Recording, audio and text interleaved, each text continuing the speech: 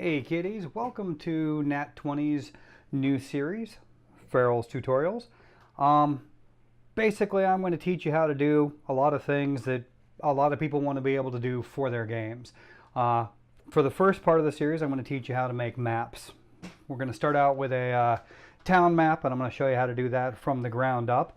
I say it's a new series. As far as I know, we're only going to get this one done because life gets in the way. But I'm going to show you how to make maps like this. These are for our new book, Parallax. And I'm not going to tell you anything about them. You're going to have to buy the book to figure out what's going on here. But as you can see, we've got pretty detailed and realistic looking maps. And I'm going to teach you how to do that from the ground up. Before we get started, I want to tell you about this guy right here. His YouTube channel is MEARRIN69_makes. Miran does some amazing work, and I learned a lot of my techniques from him. He uses an application that I've used for a couple of the maps, but I'm going to teach you how to do it from scratch. But check out his site. He's got a lot of good stuff here. He's got Unity, map making tutorials, whole bunch of just pretty awesome stuff. So give him a like, follow him, check out his stuff. For this tutorial, you need a couple things. Most people can just use a mouse. I personally use a graphics pad. I use the Gaomon PD 1650. It's not just a graphics pad, but it's it's an art display. It's got a screen and you draw directly on it. You don't need that. You don't need a black pad. You can just use your mouse. This is what I've got, so this is what I use. Other thing you need for this is Photoshop. Now, I may in the future do demonstrations on how to do this with Kitra and GIMP. I don't know yet, but this is what I've got experience in using. Now, I tried to do this earlier and we had some technical difficulties and ended up having to start from scratch. So we've got a map. Well, no, that is actually a different map. That's one I did earlier today, and if you check on the channel, that is the time-lapse and non-time-lapse video. But here's where I left off last time. We're going to start from scratch on this, but this gives you a good idea of how this stuff works. Now, if you want to use something to generate a good base for you, there is this application called Role Playing City Map Generator. It is free and you can find it online. It generates usable maps, everything from a little hamlet all the way up through US style big American cities. It generates them and then you can export them and use them for a base, which is what I've done for a couple of them. Like Wild West Town is going to give you I can give you a small lineup around a couple streets. We're going to do ours completely from scratch today. So what we're going to do is I'm going to come in here and I'm going to close this out. We're going to start a completely new map. We'll probably go with the same basic design. So the first thing you got to do is you got to make a new file. We're going to do this at about 1500 by 1500, and I'm planning it for the screen. One thing you need to remember when you're doing this stuff is you have to plan it out for where you intend it to be used. If you're using it in print, you need to do it in a much higher resolution. Most of my print stuff is in 300 pixels per inch. And since we're publishing RPG books and those are 8.5 by 11, it's 8.5 by 11 by 300 pixels per square inch. Today we're just going 1500 by 1500 so you can get a feel for what we're doing and you can see how we're going to do this. Now the first step I always do, because staring at this white for a long time will really hurt your eyes, is I'm going to start out by making this background gray. Now, as we go, and there's a couple other things you need to pick up. There are a whole bunch of sites online that allow you to pick up free for use textures. Things like brick, concrete and fine stone, gravel. I got a swamp and marsh. Got trees.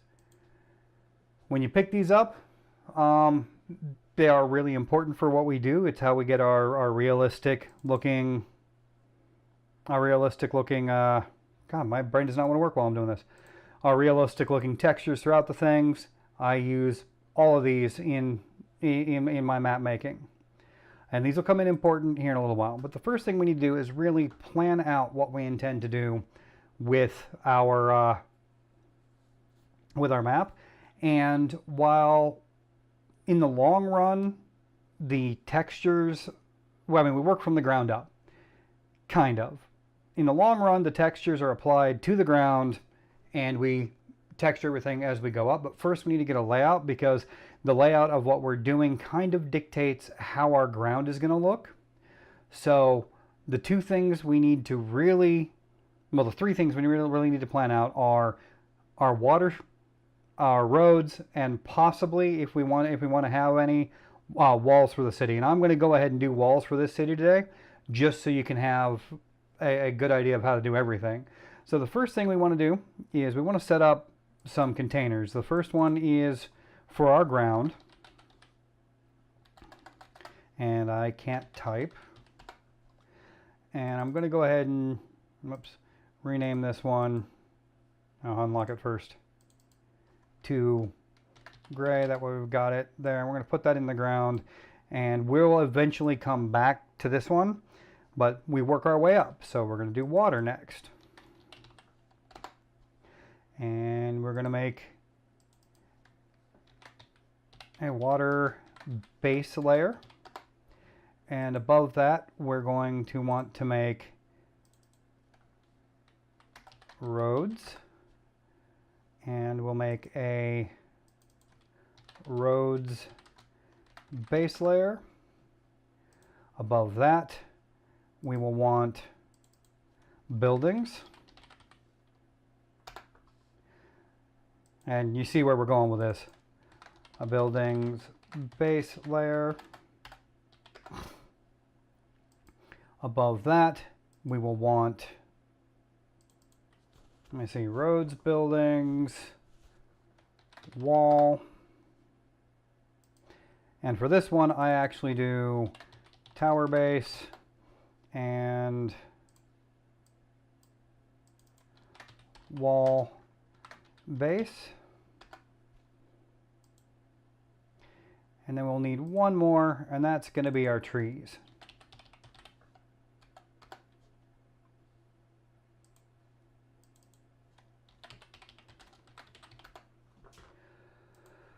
Now all of this is just so we can get the basics of what we're trying to put down in place. And what we're going to do is we're going to draw our roads and our water first. And keep in mind here, we are working at half scale, so we need to plan this as if, well, basically working at full scale. So the first thing we want to do is we want to work with our water. The colors that we use in these base layers don't really matter, but I like to do them, well, in colors that are appropriate. So the first thing we do is we're going to make a smallish brush, and we're going to draw in what water we think we should have. Now I'm thinking we need to have a river heading from north to south, and I'm grabbing my graphics pad. Like I say, you can use this, you can use your mouse to do this. I have my pad, so I'm going to use it for that. And I think we should have a nice river coming like this. Now you will see as we do this inconsistencies in the size, and there'll be little hiccups and everything. One thing you need to keep in mind is natural features are never perfect. So those are actually acceptable as we do this. And so what I'm going to do is I'm going to zoom in a little bit and close my brushes for now. And that's part of why I'm doing this in Photoshop, because I have some really nice brushes. Now, when we're doing this with the brushes, oh, that's why that doesn't look right. We're gonna undo that and turn up my flow. Because like I say, I actually was working on this earlier and we had some technical issues. There we go, that looks better. So some of my settings are still set up to work on other things. Now, that's a really skinny river. I want it to be a decent sized river. So what I'm going to do is I'm actually going to bring it out a little bit on both sides. And see, this is one of those lumps I was talking about. Those don't matter because in nature, you don't have anything that is completely perfect. And those little lumps and stuff will actually look good in the finished product. I kind of like that island there, so we're going to add one down here as we go. I'm going to bring that out like this, and we're going to make it so the river spreads out into a little bit of a shallows. But right up here, I think we should have a little island there. I think that'll look really good in our finished product. And for our city, I think we should have, no, we're going to do that. Come this way and have it go off that way. We're going to tuck our city right in here, and we're going to have a couple crossroads. We'll tuck the city pretty much right in here, because if you take a look, that's our full size. And actually, we'll step back a couple steps here, and we'll put that tributary down this way. It gives us a little more room for our city and a wall. I'll fill that in. Now, one thing we got to keep in mind when we do this is, depending on, give me just 1 second. I actually need to calibrate my display real quick. There we go. And when we work, when we work with these, you got to keep in mind that cities back in the medieval times and the Renaissance had, well, we're going to fill it in a little bit while I'm talking, had to have access, had to have roads that service them. In the Old West, that wasn't that big of a deal, because most Old West towns were just little dry spots out in the desert, and people rode up and they could see it. The streets were there just to place the buildings. However, fantasy towns and medieval towns are completely different. So I'm thinking that we should have a road come in this way, a small little central area, and a road going this way. And then we can put in some smaller roads. So we're going to make our make our cursor a little smaller. I like to do my roads in white. I have a system and setup, so I can pretty much see things and look and know how they go. So we're going to bring in a road like this. Now, if we want it to be a major road, we can make it a little bigger, like this. Oh, we're going to zoom in a little bit.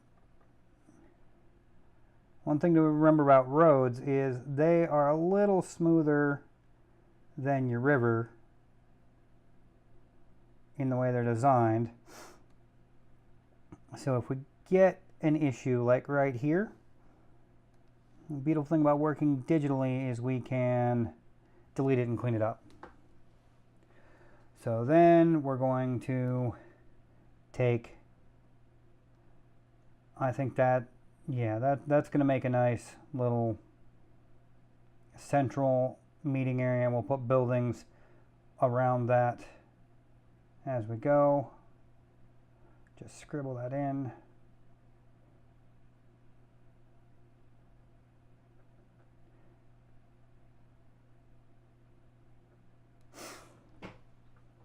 And yes, I purposely did not make that completely round, because I want to put a building here and a building here, a couple big buildings for the center of it.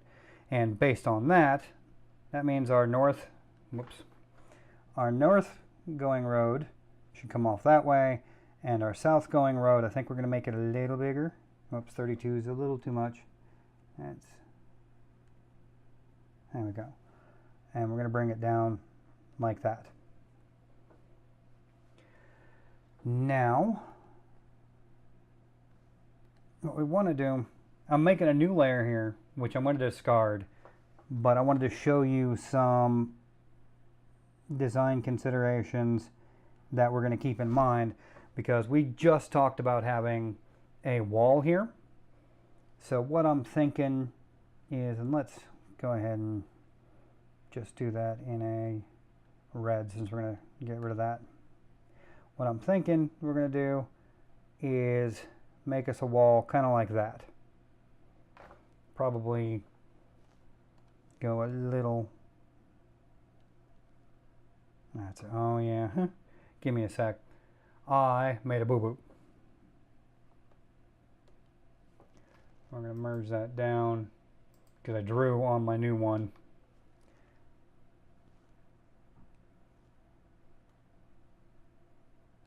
Kind of like that. We'll figure it out as we go. This is by no means set in stone. This just gives you an idea of what we're working with there. And that will allow us to plan out our streets. I'm going to leave that there. We're going to come back down here. This isn't a Photoshop tutorial, but I will teach you some things about Photoshop. Hitting D will automatically switch your colors here to default, which is black and white. And X will flip your foreground and background. Now, if this was like late Renaissance, I would suggest laying it out on a grid, but that doesn't really seem to work. Most fantasy towns are laid out around the buildings, so even though we're doing it differently, that's exactly what we're going to have to do with our streets. We're going to have to pretend that we've already got buildings in. So we're going to draw some streets here, and we're going to make it so there's some interconnectivity. Oh, missed.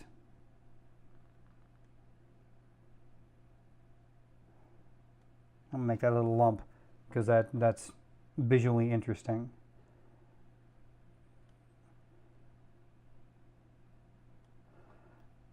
And we're just going to fill this out. Now, what you want to avoid doing, whoops, made that too thick.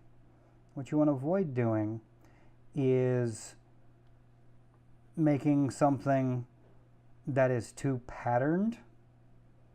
I think I'm going to put a small pond in here with buildings around the edge. As a matter of fact, I know I'm going to do that.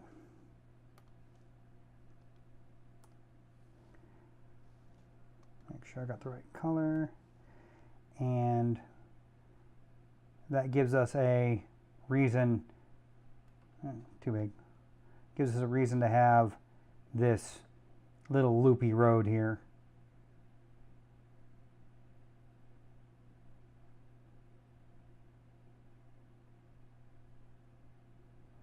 I'll bring it right up like that. Come back to our roads.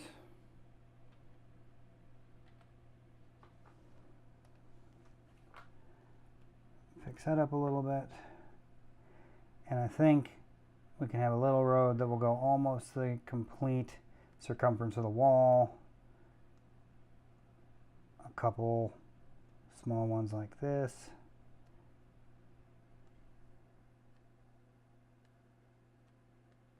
You just want to avoid having too much in the way of a direct patterned layout, because medieval cities really weren't set up like that. Now I'm going to connect these. I'm going to clean a little bit of this up because we wouldn't have these little nubbins there. Whoops. And you, like I say, you can do all of this with the mouse. I just use my pad because that's what I've got. And if you want to use a pad, you don't have to have a really expensive one either.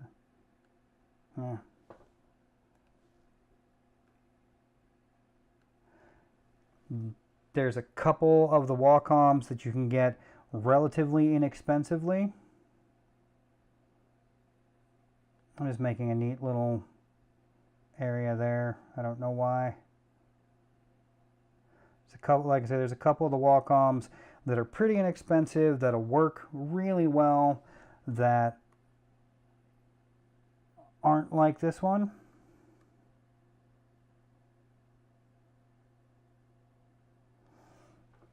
And now that we've got that laid out, oh, I missed a little nib in there.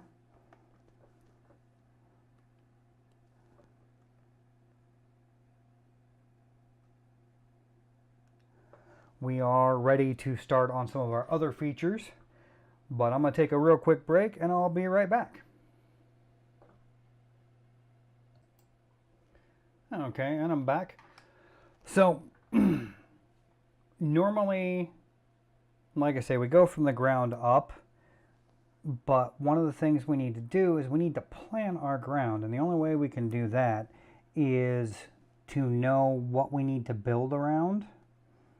So I'm going to be working on the wall next. Just wanted to smooth that out a little bit because it appealed to me. I'm going to leave this red line in place so we can see about where we want our wall. I'm probably going to extend it out away from there just a little bit. But the first thing we want to do is we want to twirl that out. I want to go to our tower base. Now, I personally like to put square towers at you know what I'm going to do? I'm actually going to come down here because I want to make this a little better and make it a little different. But I like to use square towers at intersections. I've just selected that. Now I'm going to invert it by using Control-Shift-I, and we're going to nudge. Whoops.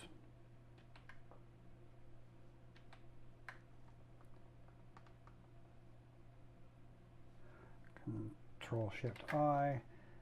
We're going to move this river this way a little bit so we got room for our wall. Deselect, and that means we need to come in here and extend that out this way just a little bit.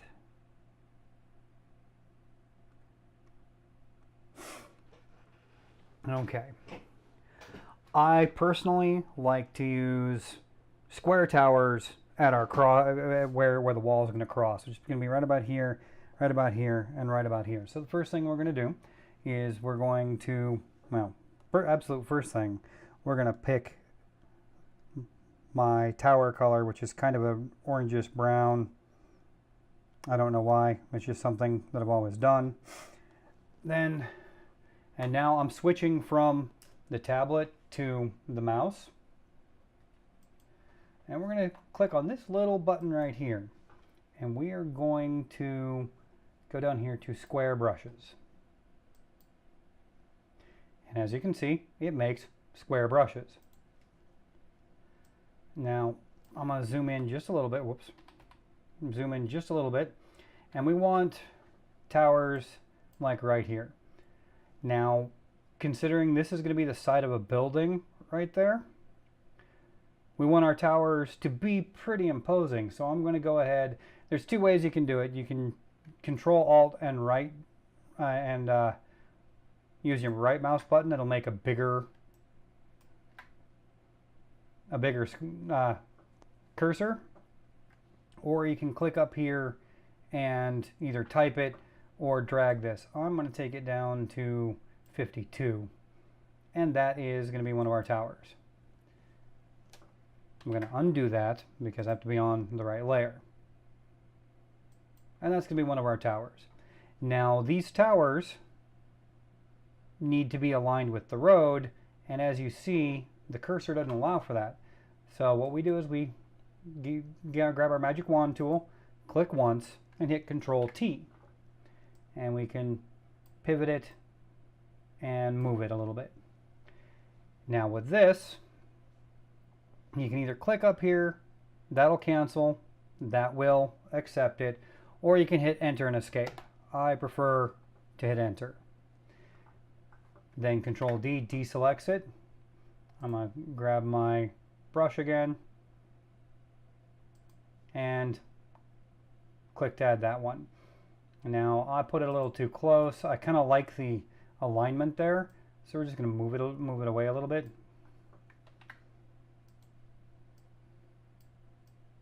Like that. Deselect. Now we're going to come down here to our other crossroads. We're going to put two towers right there. Like this and like this. Control T. Roll that, rotate that out a little bit, and put it there. Enter, deselect, Control T,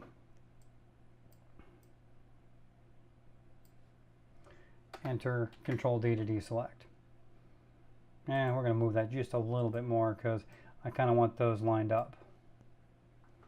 You may not see the difference, but I do. And we're going to come to our last crossroad, which, like a dummy, I missed it, which is going to be up south and up north. And we're going to do the exact same thing again. A pair of towers. Adjust them.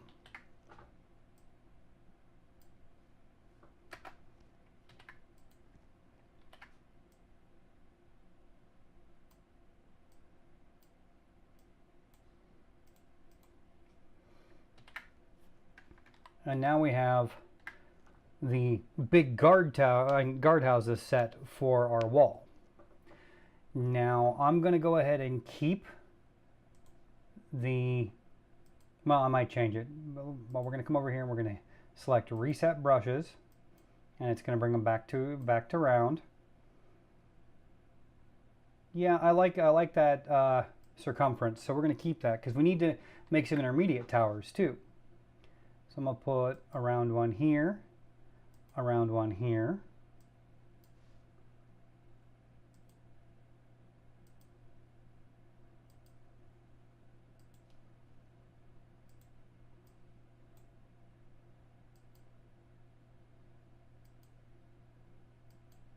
Like so. Now, I like to use a darker brown for my wall color. Don't ask me why. And this is one of those neat Photoshop functions that very few people know. I'm going to probably make that about 20. Yeah, that's about right. Yeah, there we go. Now, since I'm below here, you're not going to be able to see where I first click. But if you hold down Shift and click, and then click again, as long as you hold down Shift,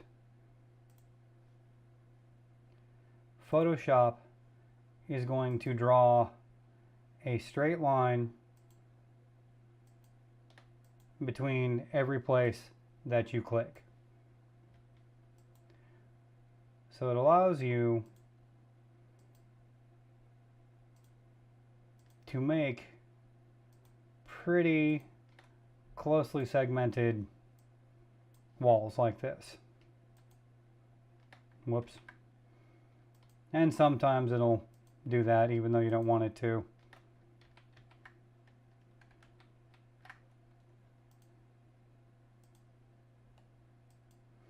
In case you're wondering, I just didn't like the direction that took. Just like I don't like the direction that one took.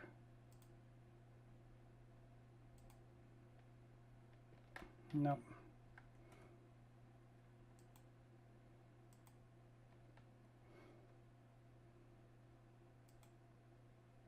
Now we're going to do this all the way around.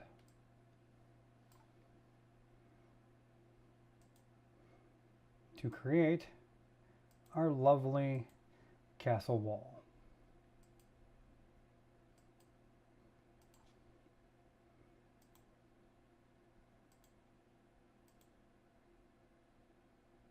We're going to put something in there to make up for that deviation. And there we have it. I have no idea how I got to that. And we will throw this away so you can see. There we have the basis of our city. Doesn't look like much right now, but it will.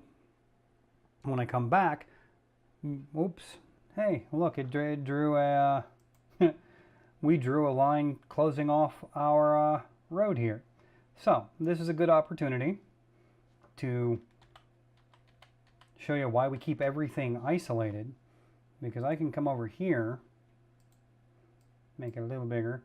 I can literally just delete the offending area, just like that.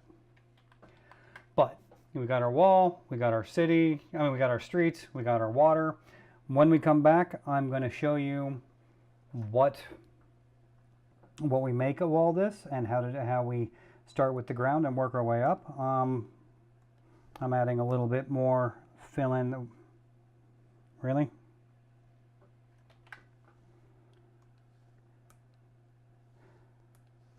I'm going to add a little more fill in there because I see a blank spot. Here we go. When we come back, I'll show you how to do the ground, and it's a process called pattern fill, and I'm going to teach you how to use masks to do it. Okay, remember how I was saying we'd need some textures and we'd be using pattern overlay? Well, here's where that comes in. A pattern overlay allows us to do what we call non-destructive modification. We're going to use a combination of a pattern and a mask to lay out our ground and to do all of this. And by non-destructive, that means we can make adjustments to the pattern after it's in place. We could just like come over here, control click, and select our roads, place a pattern, and place an image over it, and delete everything that we're not using, but that would be destructive and we couldn't modify it afterwards. So, and give me a second, I need to make an adjustment to my mic while we're doing this, because I just watched it peak a little bit, and I'm sorry, that means I've been kind of loud to you people, and I'll probably be loud again, but that should be better. But once we did that, the changes would be permanent. Pattern overlays are really neat, and I'll show you what I mean, but we need to do some groundwork to start with. So I'm going to deselect that. I'm going to hide all of this stuff. Whoops. Because we're not going to need it for a minute. And we're going to leave it visible because we're going to work with the ground. And speaking of ground, we're going to come in here and we're going to start by making a new layer. Not a new group, but a new layer. We're going to name it Bedrock or Bedgock, because I can't type. Then we're going to make one called Mud. And then we're going to make one called Grass Dark, and one called Grass Light. One thing you need to remember when you're doing this is label your stuff. If you don't label it very clearly, then you're going to end up getting really confused as to what is what. So to use this pattern overlay, you're going to come in and you're going to open. Remember how I told you you need those textures? You're going to open one of your textures. I'm about to cough, I'm sorry. I have all this cool stuff already saved and I use it all, but let me see here. I'm trying to remember which one I wanted to use for the base for this one. Is it concrete and fine stone? Extra large icons. Yeah, I was going to use the abstract. The abstract looks to me like blasted bedrock, so we're going to use it as such. Control A selects all of that, and then you're going to come in here and select Define Pattern under Edit, and it makes a pattern. Actually, we're going to cancel. I want this to be a bit darker, so I'm going to adjust that before, because your stuff that's under dirt is almost always darker. There we go. Now we're going to make it our pattern. We're going to define pattern right here. We name it bedrock. Go ahead and close that. And then on our bedrock, we're going to do two things. First thing we're going to do is we're going to click this button. Make sure that your bedrock is selected. This button right here, it makes a mask. Layer masks are interesting. What I'm going to show you how this works. We're going to go ahead and fill that. Whoops, we're going to fill that. Since I had blue, it fills the entire layer like normal, but it's because this mask is all white. When you take on your mask, make sure you clicked on your mask and draw black on there, the black causes it to disappear. Now, this is kind of neat, but there's more to it, and there's a good reason as to why we do this. I'm now about to show you. Now, double click on what we just filled, though before we do that, I'm going to change that because I have a series of colors I use, and blue is reserved for water. It's just my OCD, mainly so I can keep track of things.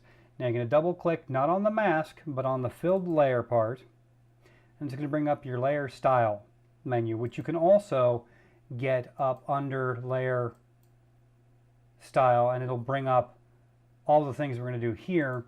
But with what we're doing, I prefer to do it this way. It's nice and simple, and it brings up all of them. I'm going to click on pattern overlay, and that's its normal pattern. Now remember that one we defined a couple minutes ago? Right here, click there, and it is applied. Now we're going to adjust that size because that's a little big for what we're doing. And yes, there you do see some tiling, and that's fine because that's going to be underneath everything else here in a couple minutes. So we've got that down there. Now we're going to go to our mud. Once again, we're going to make a layer mask, and we're going to fill it. Oops. We're going to fill the top, but this time we're going to fill that mask with black. So it makes the whole layer invisible, and I'll show you why in a sec. Now we're going to come over here to our textures. I've got a brown dirt here. Like the rest of this, I kind of want it to be darker. So I'm going to do that. Select all. Define pattern. Come back over to this one. Double click. Pattern overlay. And we're going to apply that. Now I'm going to go ahead and bring that up to the foreground by dumping everything, and you can see that. Now, at our full resolution, that mud is a little tiny, so we're going to double click again, and we're going to adjust that the size on that. There we go, like that. And now we're going to come back over here. We're going to make that black again, because I'm not very smart sometimes. And now what we want to do is we want to pick areas where we want this texture to show through. And I'm thinking I want it to show through a little bit here and maybe a little bit here. So you want to make sure that over here you're working with a white. And I use these really fancy brushes because this set that I've got allows me to emulate pretty much anything in an art store. But there are free brushes out there on the web for Photoshop that will do all of this, and it won't have this fancy panel. And the way you can use those is you come over here, you click on your brush tool, and up here you can literally load brushes and it'll pop up here. Or you can use some of the brushes that are already in there. There are a lot of effective brushes, and you don't have to use the fancy ones I do. I just happen to like the ones I'm working with. I think we're going to go with the Limbo Puff High, and I'm going to increase my size a bit, quite a bit. I'm just going to do a little bit of a drag here. It's going to take a second because we're working with high resolutions. I'm going to drag it a little bit more.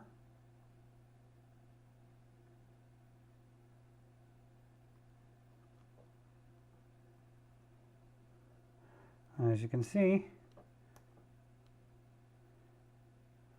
it's filling it in.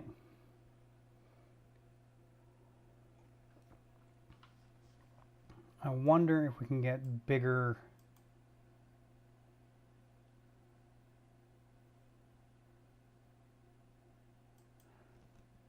There we go. There you go. Now you can see what we're working with. This is the layer that we're working on right there. So as we do this, I'm going to twirl that out. You can see that I'm adding a little bit of light there. And the lighter I get it, the more that shows through.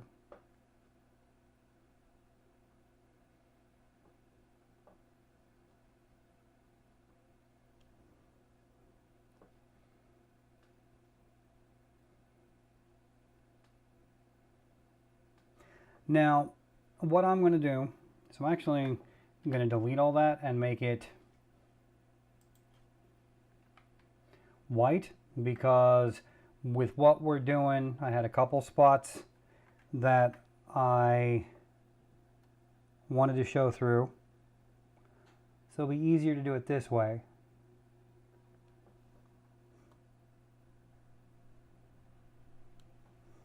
And then just do a couple spots to scuff it up, because we don't want that to be a solid color.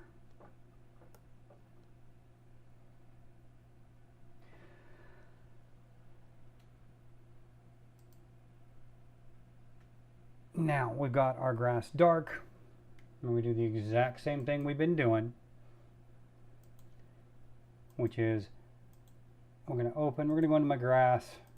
I'm going to open two of them at the same time just because I like these two. I've used them a lot. This is going to be my dark green. So select all and come over into edit, define pattern. Do the same thing here.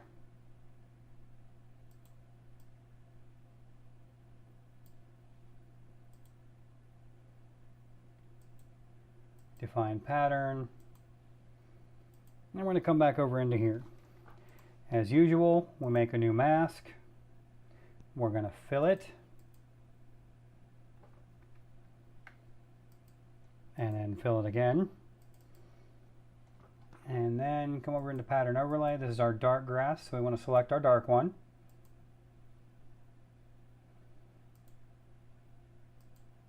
And I'm going to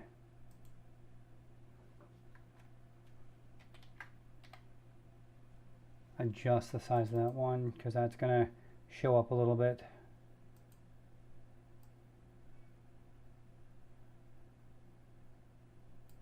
There we go.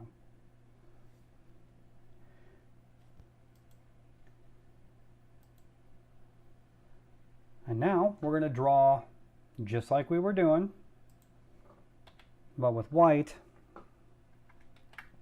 where we want some grass to show up.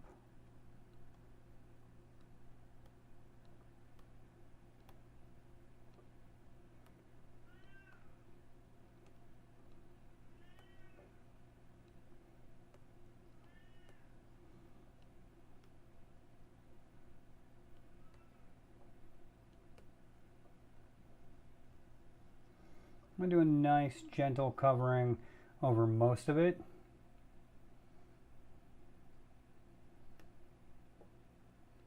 A little heavier in some areas.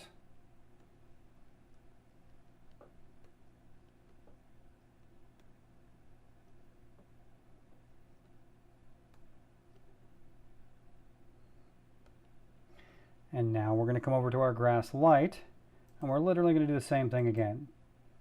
I'm going to make a mask. We're going to fill it. Click over to here. We're going to fill that. Double click, and we're going to select our light grass. I'm probably going to add one more thing here. No, I don't know why I keep filling these.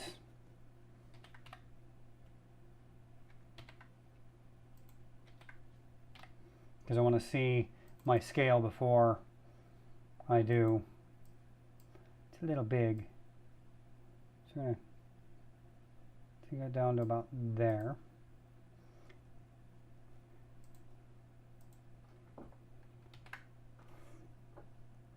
Now we're going to do the same thing that we've been doing.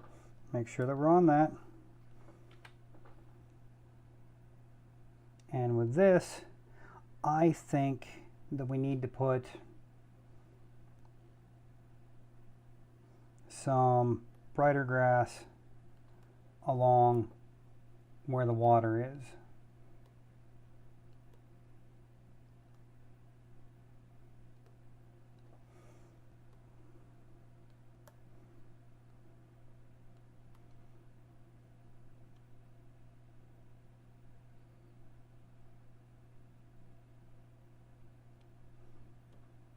Just like that.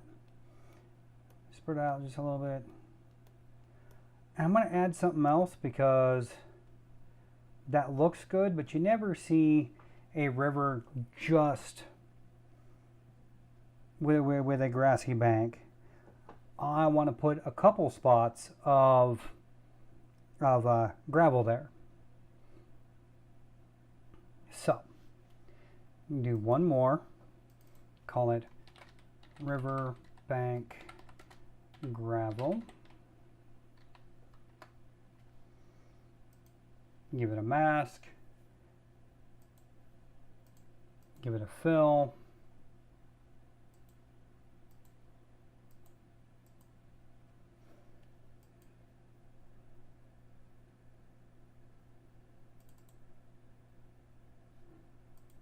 No, that was dumb. Wrong button.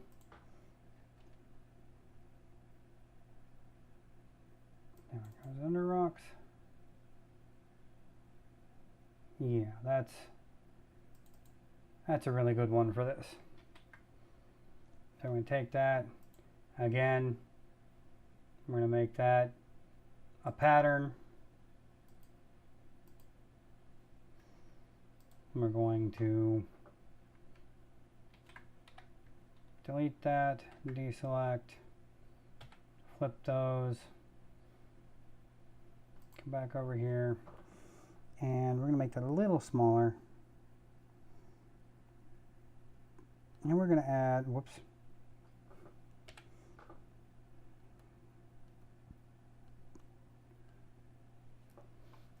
We're also going to add the pattern.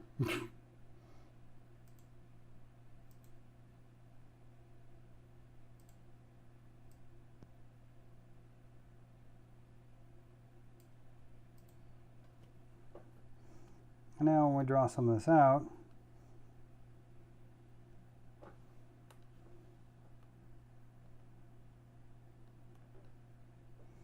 we get a couple of spots along the banks that have some gravel and rocks.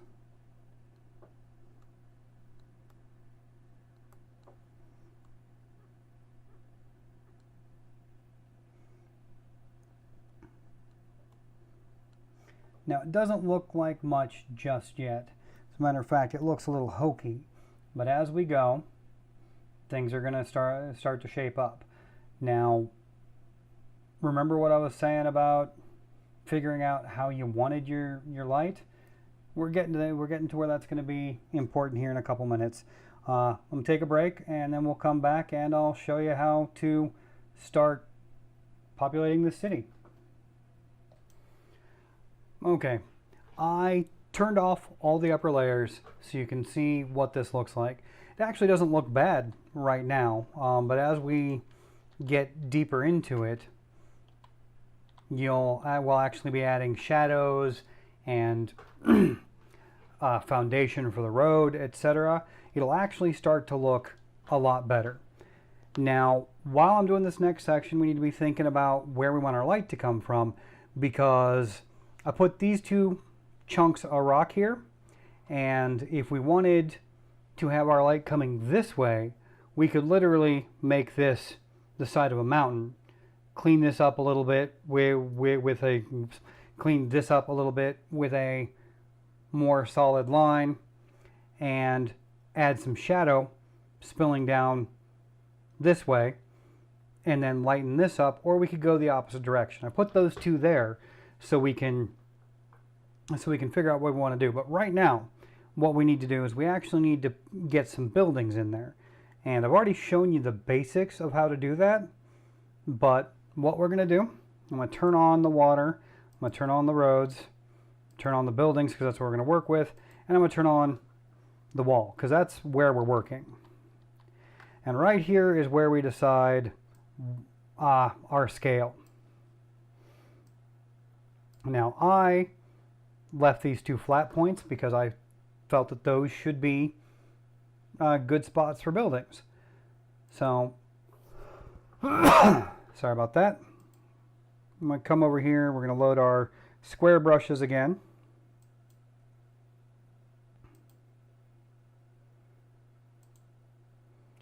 And we're going to make that a little bigger. And not everything has to be a square. Now, before we do anything else, I want to make sure, because I almost clicked on the wrong thing, I want to make sure we are on the building base layer. And I'm going to place that, I'm going to place a square right there after I turn up my flow, because that gets turned down with my special brush. And I'm going to change my color to black, because that's the color I make buildings. Now we've got that right there. That's good, but it's not going to do exactly what we want to do. So we're going to select it with our magic wand tool, and we're going to be doing this a lot. We have to set out a lot of different shapes, otherwise it's really boring. So we hit Control T so we can change the size and shape and orientation. Hit enter, move it, and there is our first building. Now, I kind of want to make this a city hall type affair. So what I think we're going to do is we're actually going to move it back like this. And I'm going to do a little trick here. Holding down Alt and clicking on the building bases layer and moving it up will actually make a copy of it. So now we can move this back this way, and literally we just go Control T. I actually should have done that before I rotated it, since I want to make it a City Hall type shape. Need to do it while I've got it straight, because otherwise it's difficult to do. So we're going to go ahead and make it a little narrow. Do that. Now we're going to do my little Alt trick to duplicate it and bring it back down here. And those pink lines mean that we're lining it up. I'm going to select Control T again. I'm going to move these in like that. Make it a little longer. And then when we move it, the pink line will tell us when we're aligned. Hit Enter, and we're good to go. And then right click on that and merge it down. We've made a building. Control T, and we can rotate it and put it where we want it to be there. That could be a guild hall, that could be pretty much anything. But I wanted to do something different with its shape, and we're going to keep doing that. We're going to keep making interesting shapes, and some can be squares, some of them don't have to be. While you're doing this, decide which roofs you want to have points and steeples on them and which you want to be flat, and we will make a flat building base. And we're going to do, on the flat building base, we're going to come over here. We're going to build us a weird building. We're going to make it a little narrow like this. And then go up like that. I'm going to move it like that. And then we're going to go up again. I'm going to rotate that 90 degrees clockwise. And there's our weird building. And now I'm going to merge those layers.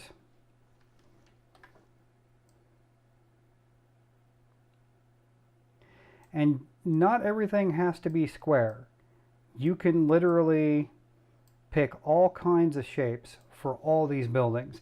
Now, most of them on a medieval style map are going to be square and rectangle. But you can do circles, you can do pretty much anything. I'm going to show you, nope, this PC, from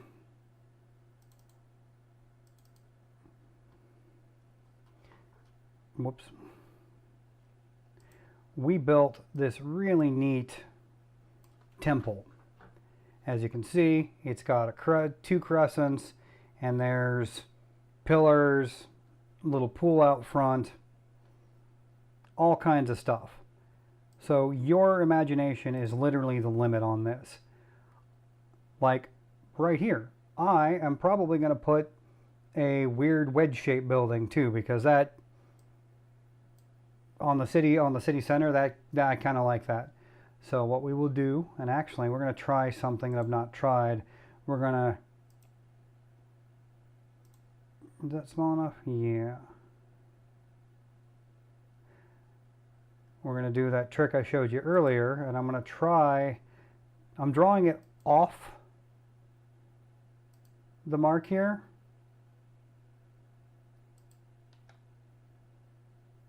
Because that allows me to, whoops, cancel that, click on that. That allows me to adjust it and fit it in there like that.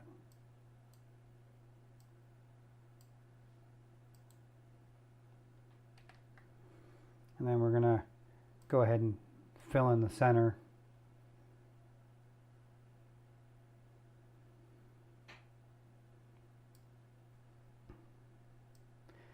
Now, along here, we're going to go ahead and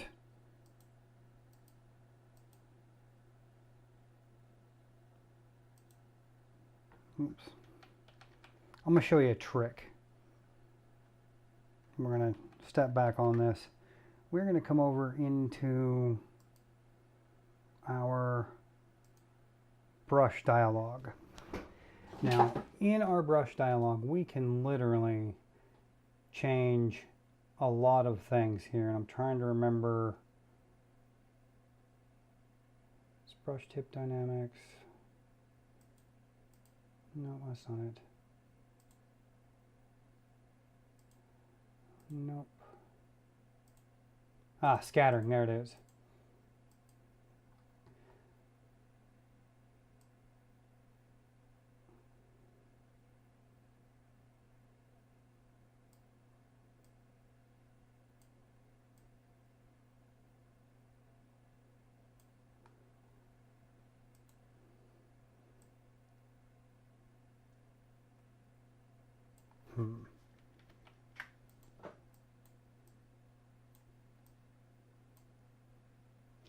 Now, can we change the size? Shape dynamics. There we go. So we're gonna try something interesting here.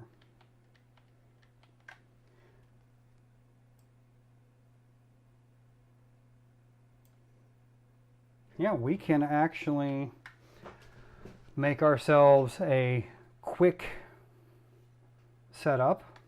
We're going to make it a little bigger.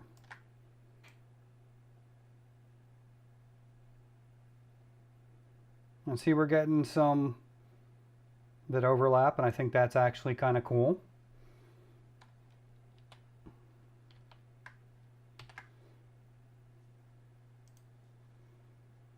And then we're going to circle these like this.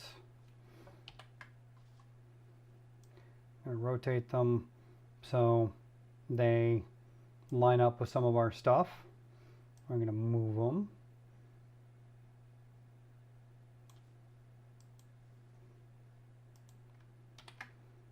And we're going to move,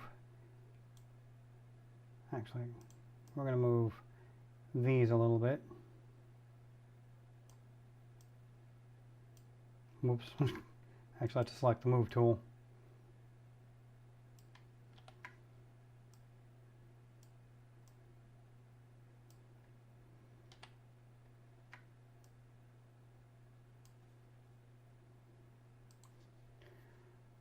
And then we deselect and we delete this one because he's inside the wall. But this is going to let us actually do this a lot quicker.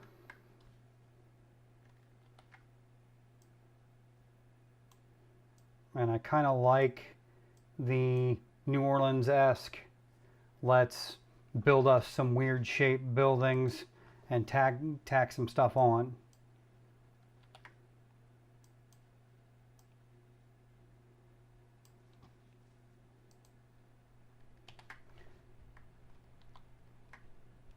See, that's actually working out quite well. And we're going to actually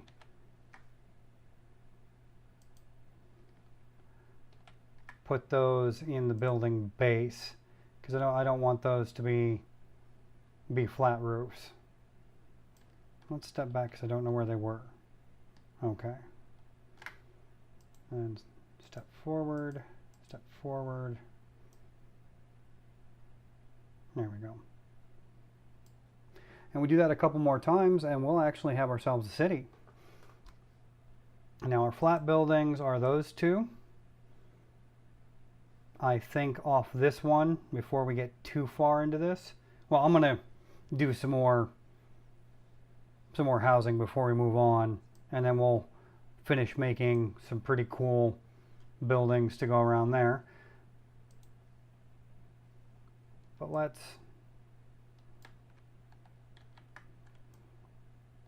that was the wrong button.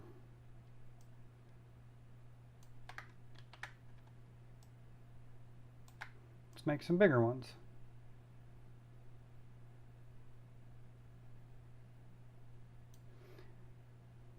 And with our scale tool, as we do this, we can scale them up, we can scale them down. And that one's an excitingly chunky shape.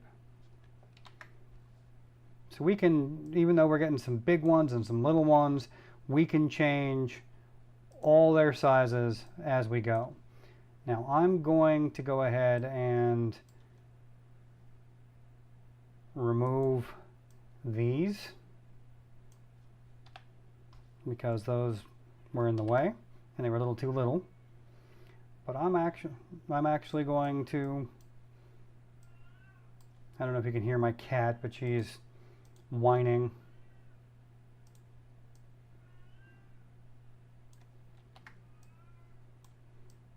And we're just going to place us some houses. No, let's do this one.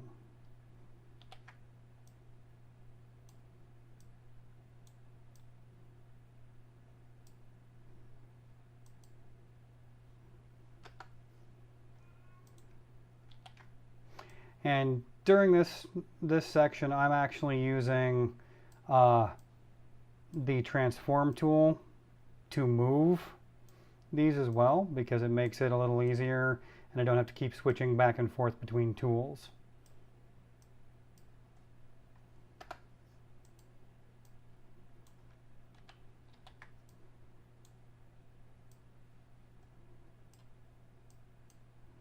And we'll make that one a little smaller. And that's what happens when you accidentally drag the origin off.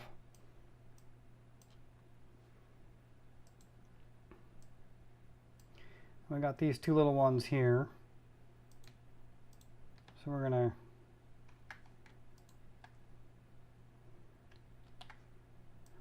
move them up here. They're gonna have a shed back here behind them.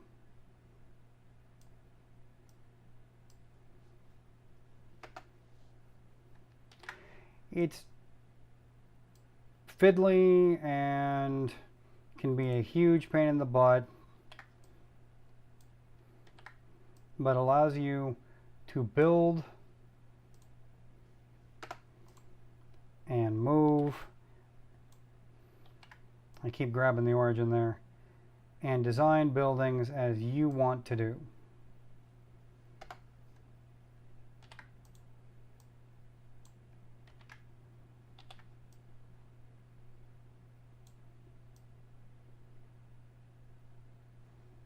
Yeah, like that, like that.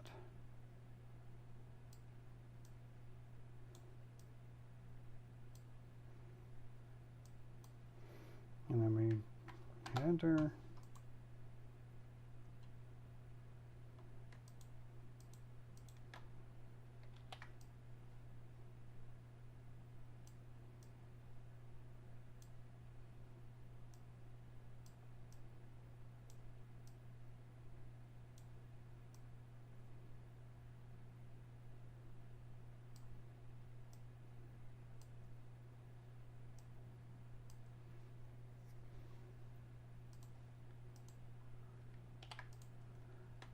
And you continue along in this vein, and I'm going to pause recording and we'll come back when I've got more of this done, okay?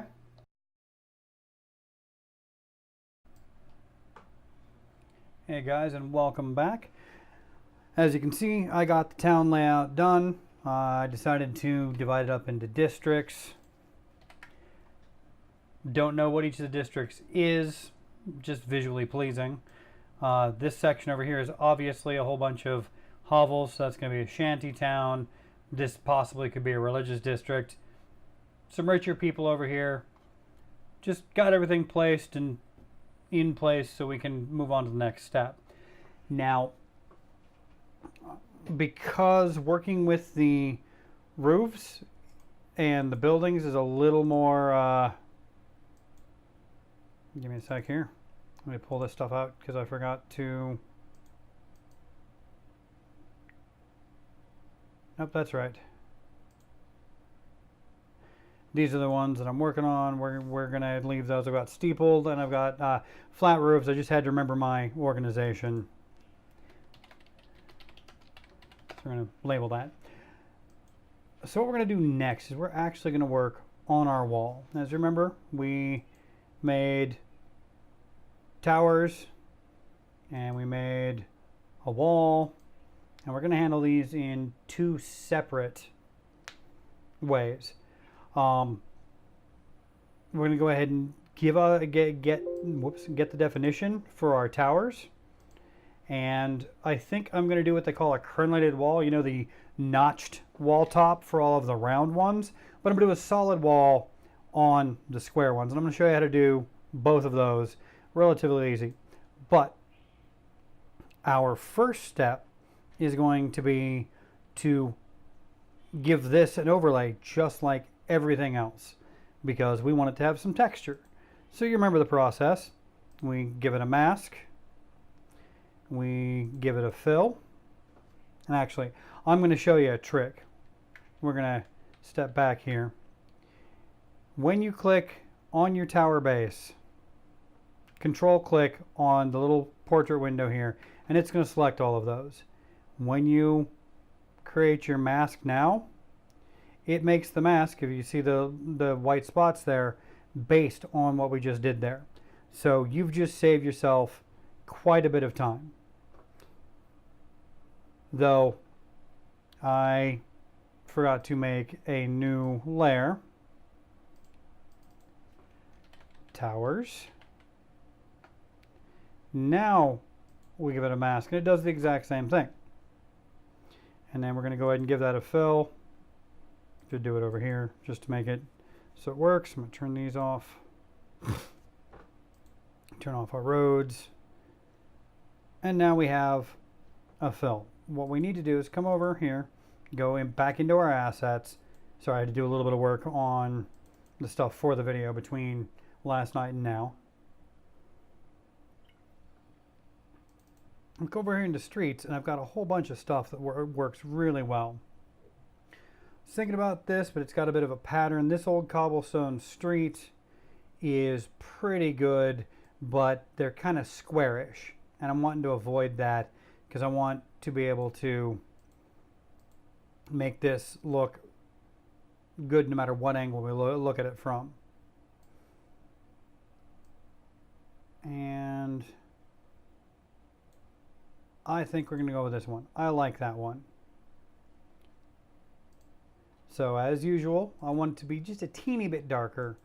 You don't have to do this, but it really does help with definition. Copy that. Select all. Come down to define pattern. And now we've got that. Double click over here again. Click on our pattern overlay. And we're going to have to make that quite a bit smaller because it defaulted to 100%. 1% is a little too little. 5% starts to look good, but I think we're going to go with 4% just so we can keep things to a certain scale. And now we have the floors for all of our towers. Hold down Alt to automatically copy this with everything applied. We're going to rename this Tower Top Walls. And what we're going to do is we're going to come back down here to our tower base. I'm going to control click on the portrait again. Then we come over here to select. Select has some neat functions. Under modify, we can contract. And contract shrinks our selected area. That's a little thick. So I'm gonna undo it with Control Z. Come back over here, we're gonna contract. I'm gonna try 5. 5 pixels might look good. That's still a little thick because the city isn't under constant siege. So we're gonna go with what I had it set for, which was 4.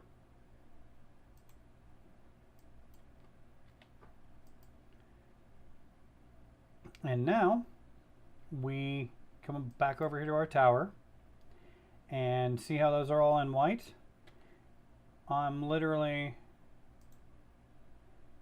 gonna hit the center of each of those, make sure I'm over here on my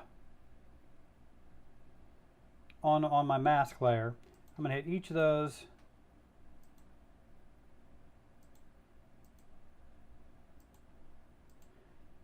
with black, and it doesn't look like we really did anything, but when I turn this off, when we zoom in,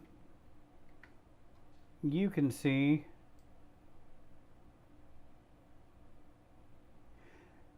nah, that did not work like I'd intended. So what we're going to do is we're actually going to throw this layer away like that. We're going to redo it. We're going to click on our control click on our tower base. We're going to contract under select modify. Click here on our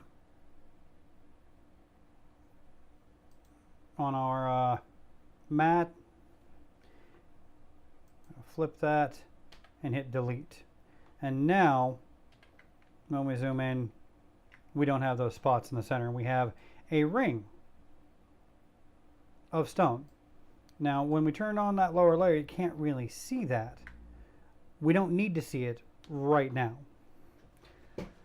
because we're going to give all of this some definition with shadow.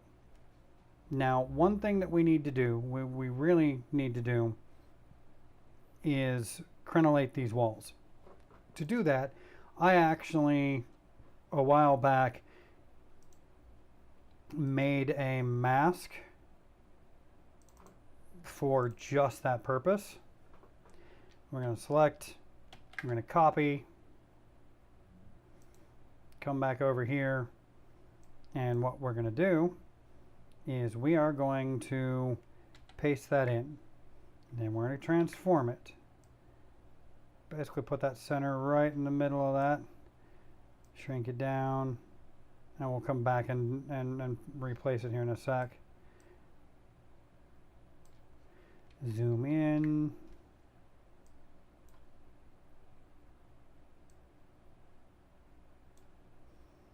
And we just want to make it a little bit bigger than this tower, and we want to try to get the sides the same distance. That way we have a nice, even little black sundial there. And we can tweak it and move it just a little bit. There we go. That's as close as we're going to get because our sizes are slightly different, so it's going to be hard to align that. But now we click here, control click, and that's going to select that. Come back over here. I'm going to turn this off so you can see it. Hit delete. Come back up here, and when we move that, as you can see, we have a neat little wall right there. And we're going to do this for each of these round towers. Just going to go around, place our thing in the center, click on the mask, delete it, move on to the next one. Whoops.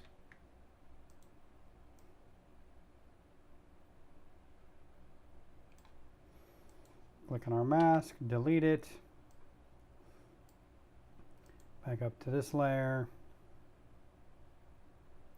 And the way I did this was I actually used my square bounding box and drew a box, and then I transformed it and realigned it, transformed it, realigned it, kept doing that until I had my nice sundial effect, and then I merged the layers down, and there we are.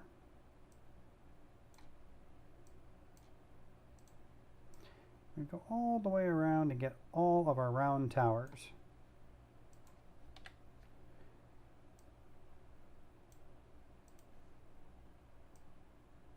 Just make sure you get back on that top layer each time you do that, or you end up looking like a dummy like I did, dragging our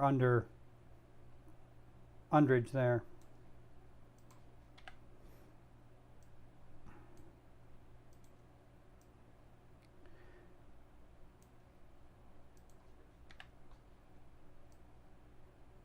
And that's all of them. So now we can just literally throw this layer away, hit Control D, and we're done with that. Now I'm going to bring this back up to show that what we have there is really, it's hard to tell what we got going on. So here is where we work the magic. Now remember when I told you that you needed to decide where you want your light to come from? This is the first point in which this is important. I'm thinking that I want my light to come this way, so I can put a shadow of whatever this shape is right here and have it move towards the city, which means later on we'll put some light here. But that shadow and light is how we do this. Since we're gonna bring it this way, that's how we're gonna move our shadows. But to make our shadows, we're gonna control click on the matte. And I'm going to zoom in here so you can see it. It selects those little chunks. Then we're going to click on our towers level, make a new layer, call it parapet, and that's what the turret thing at the top is called, a parapet, I think. If I'm wrong, post it in the comments. Feel free to drag me. Then we're going to use our bucket, make sure that we got black in there, hit that, zoom back out, and when I turn off that top layer and deselect it, you can see we have all of those shadows. They're nice and simple. They're kind of thin, but that's not going to matter because what we're getting ready to do, we're going to undo that, and we're going to undo the paint fill because that's set on dissolve. That's a little silly. I was wondering why that was so rough. Now when we do this way and deselect it, it's much clearer. That's what went wrong earlier when I tried to fill in the centers. It was a dissolve. We put that up here and we cover it back up. Can't see it. Come over here.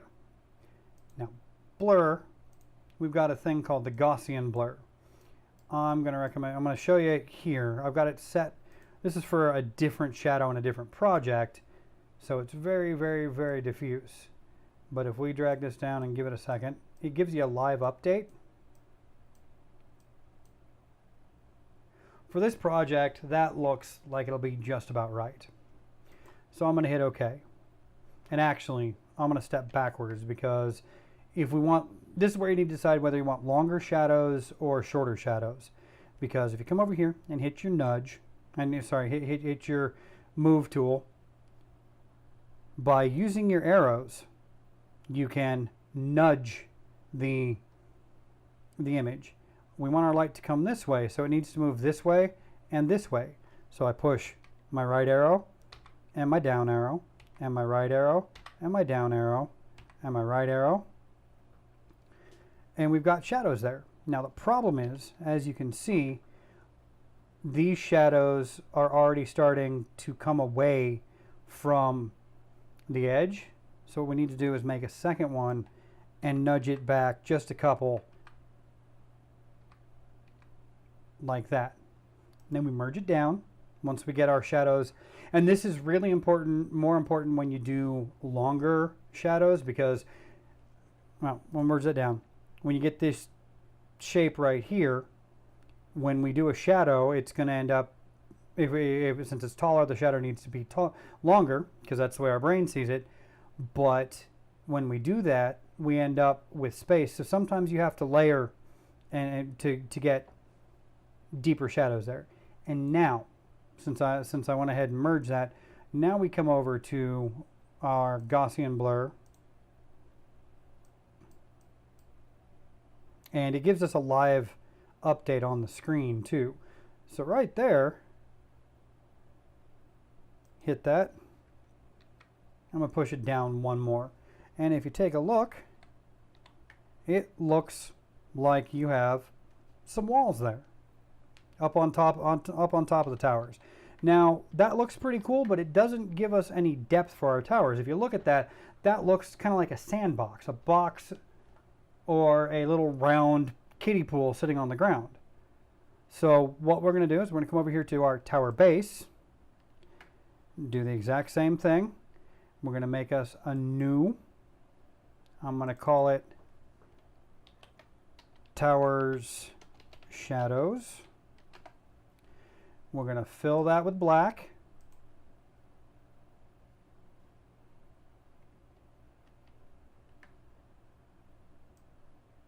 Move it down below that stuff. So when we turn these off, you can see that is just the bases of the towers. And we're going to do the exact same thing we just did. We deselect it, come over to move, and we're going to nudge that.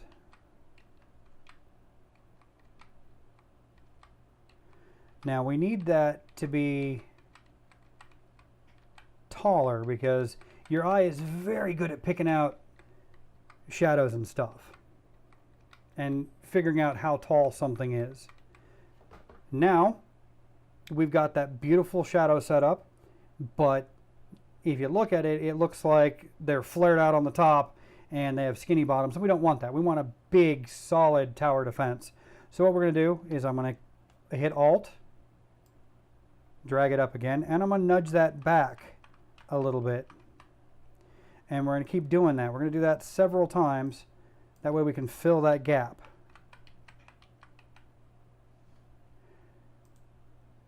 I'm going to come back down here and do this one because there's a little gap there.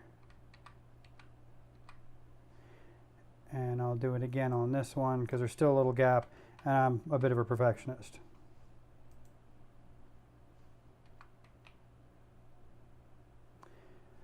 Now we have those very hard shadows, which would be great if it was under studio lights. So what we're going to do is we're going to click on the top layer of our shadows and then hold down Shift, click on the lower layer of our shadows and select Merge Layers, and it turns those shadows into one. And now we come over, and we could just Gaussian blur it again, but that's the same settings we used last time, but these shadows are farther away from their sources, so we're going to actually adjust it, because as a shadow gets farther away from its source, it gets fuzzier. So I'm going to do this.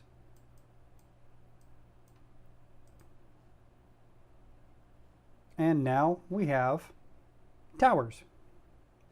Come back in a couple minutes and we'll work on the walls. Okay, and honestly, doing the walls is exactly the same. So what I'm going to do real quickly is I'm going to make a subgroup here. And this next section, I'm going to go real quick since you already know the technique for exactly what we're going to do. And I'm going to throw this together real quick and not really talk. I'll probably put music over this. Actually, I'm going to talk you through it anyway, just because I'm that nice of a guy. We're going to make a new layer. We're going to control click on the wall base, click here, make a mask. So we have that laid out. We're going to give it a fill on the main one, and then double click. And this time, since it's part of the same thing, we don't have to make any adjustments. We've got that cobblestone already there.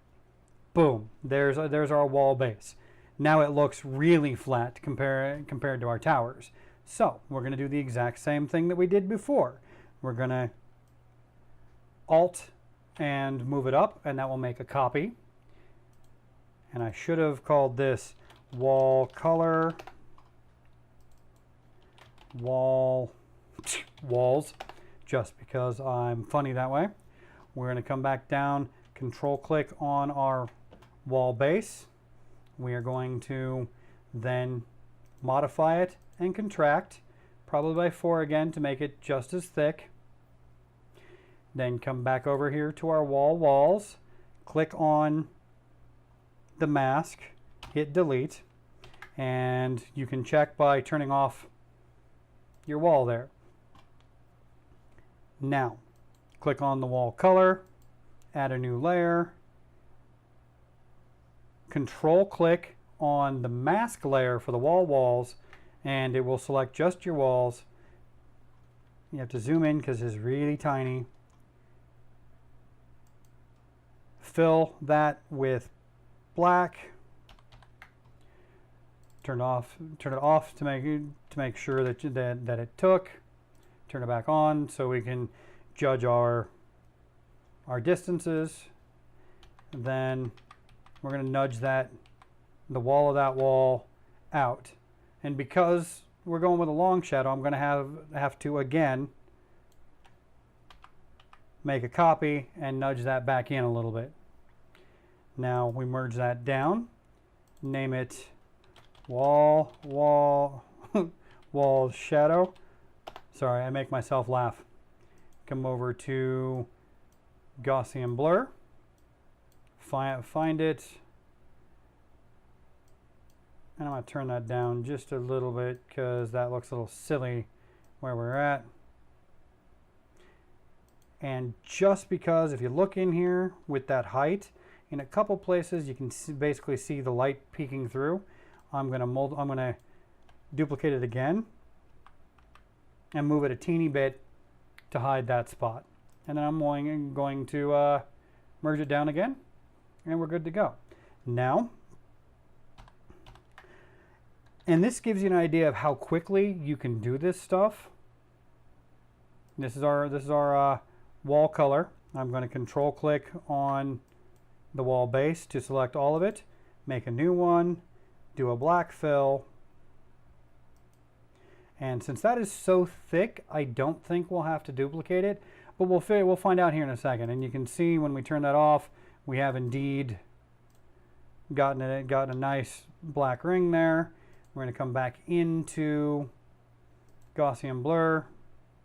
Whoops, that applied the same settings as the last time. So blur, Gaussian blur, find that and blur it appropriately.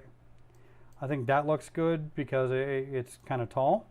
And like I say, we're probably going to have to duplicate that layer, but we nudge that out.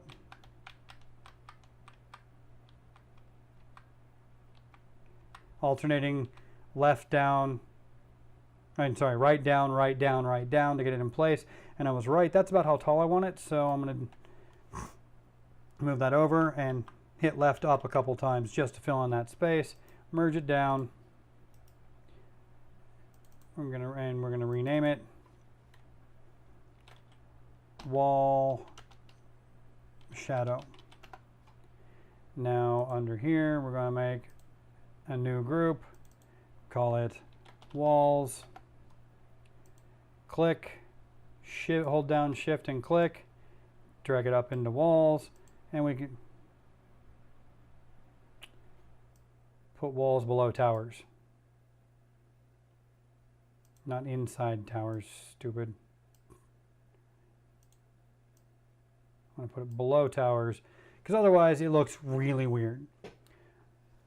And what you just saw there was how quickly we can do 3D-like imagery.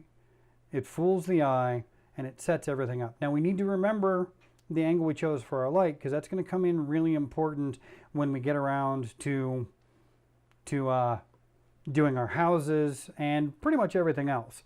So while we're at it, since I don't have my streets on, let's go ahead and work on the water. Water is going to be the same basic idea. We're going to have several layers that are going to really.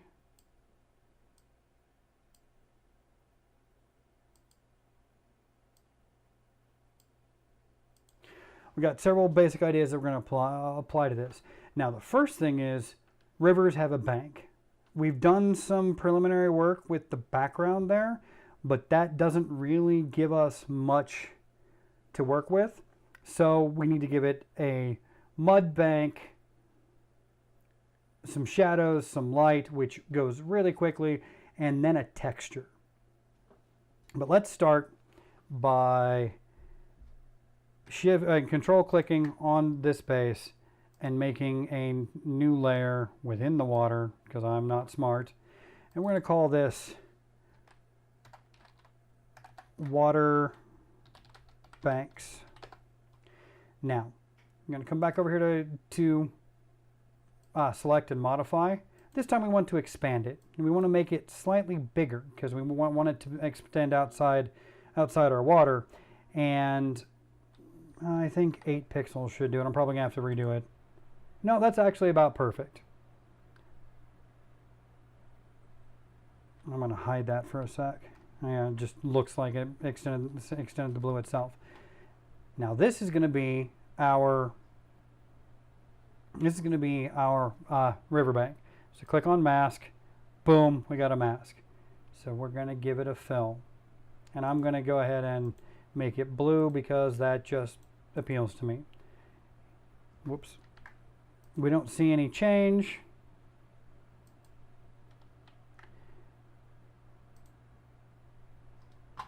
I don't know why we're having issues with colors there, but you saw a change now. This is our riverbank. And actually, I messed up. So what we're going to do is we're going to discard that one. We're going to control click on the water base again. Make a new layer. We need to modify, expand. And then we need to modify and feather. This gives it a softer edge. Forgot to do that. Now we click on our mask button. It makes our mask. I'm going to give this a fill of blue, even though you won't see any. Well, you know what? I'll make it a darker blue so you will. Boom. Now, I think I've got a mud left over from last night. So what we're going to do is we're going to use the same mud. I normally do different colors, but let's go over here into pattern overlay. And yeah, I've got mud. So we'll go ahead and do that. We're going to make it a little bigger. Like that. There we go. And there's our riverbank. Easy peasy. So how do we make our water? Well, what we're going to do is we're going to control click on our water base again. Click, make sure we're clicked on this one because we're going above it. We're going to bring that up. Actually no, this one we need to do directly. I want to have a darkish blue, and we'll fill that in. As you see that whoops, you know what? I'm going to step back 2 steps. And I'm going to feather that selection just a little bit, just to make it a little more pleasing to the eye. And now we're going to fill that. So we deselect, it kind of blends in. Now, you could just leave that, but that doesn't look as good as it could. So what we're going to do is we're going to click on our water base again, control click. We're going to make, and we're actually going to call this water dark. We're going to click on, actually, we're going to deselect. We're going to make a new layer. I just thought of how I want to do this because this is a really pleasing effect. It uses Photoshop built-in filters, so anybody can do it. If you take a look at those colors, I've got a nice kind of baby blue and a white. And we're going to come over here, make sure that you're on a clean layer that's above everything else. We're going to go into our filter, render, and I'm going to make clouds. I know this sounds stupid, but it looks really cool when we do this. But this is how we're going to make our ripples on our water. So come back down, and you know the drill by now. You're going to control click on your water base. We're going to modify that and feather it. Then we're going to come over here to select inverse. You can do it with Shift Control I, but what that does is it takes everything that we selected it and deselects it. So we can now delete everything that was selected. Now, we got that set up. And what we're going to do is we're going to come over into Filter. We're going to go into Distort. We're going to come into Ripple. Find you some water in your thing, and I say you play with your sizes. I normally go with a high percent and either medium or small. Just figure out how you want it to look.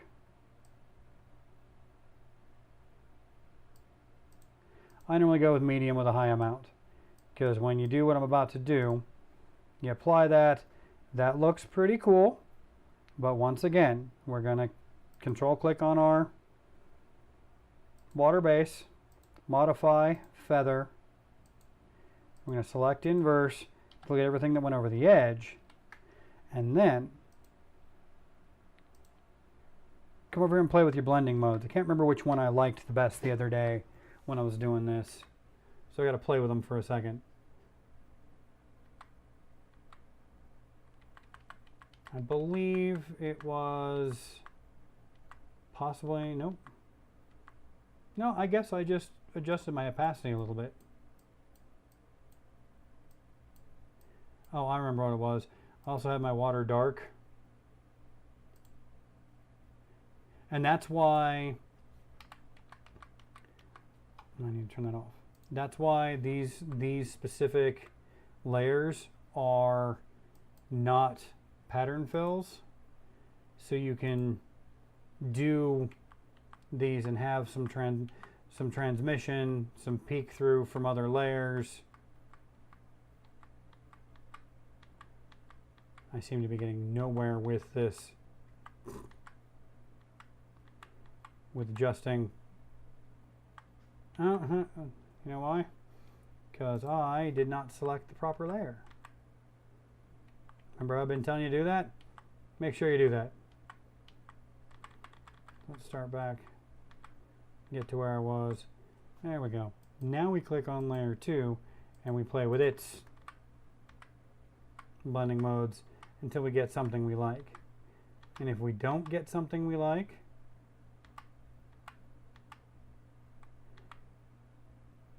there we go. I like that. No, I don't.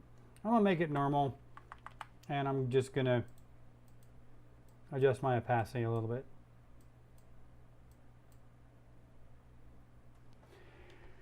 And now, this is where it gets interesting. Now we want to add shadows. Your shadow and light for this are going to come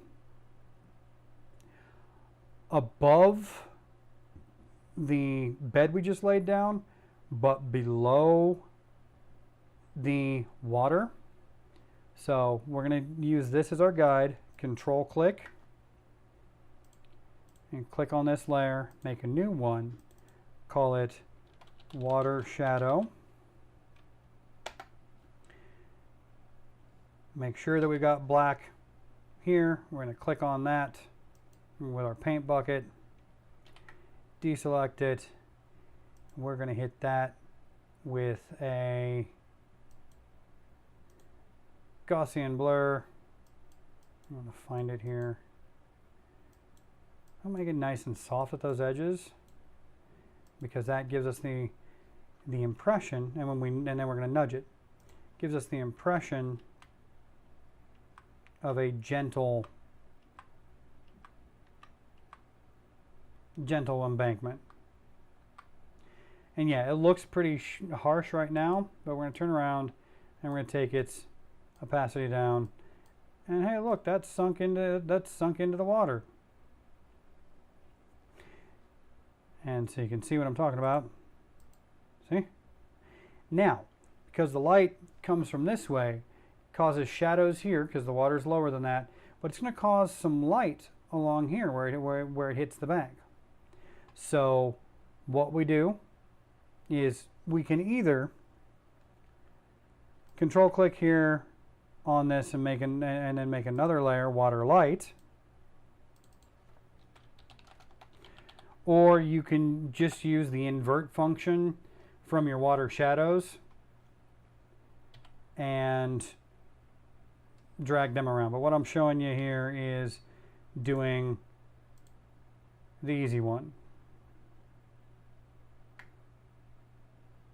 Deselect. I'm going to take that, and since this is the same stuff, now we're going to move this in the same direction as we did the shadows earlier.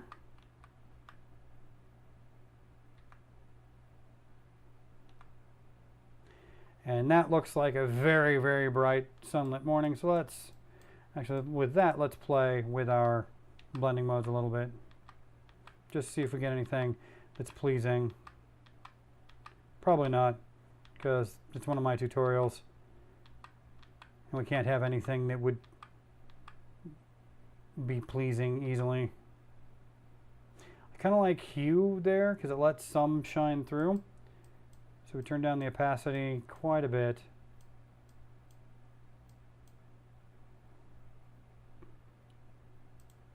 And it makes a little bit more.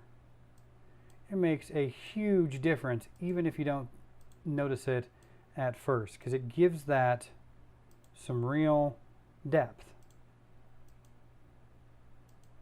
See? And that's our water done. I just wanted to get that out of the way because it was simple and we were right there. Okay, while we were gone, I went ahead and did the roads. The roads are done the exact same way the water was.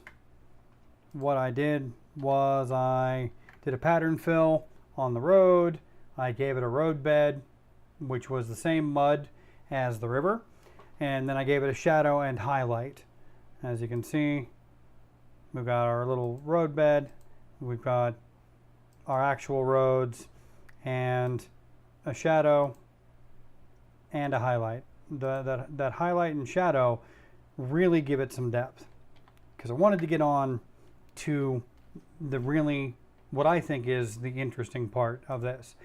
Now, when we do this, you can do your roofs as simple or as complex as you'd like.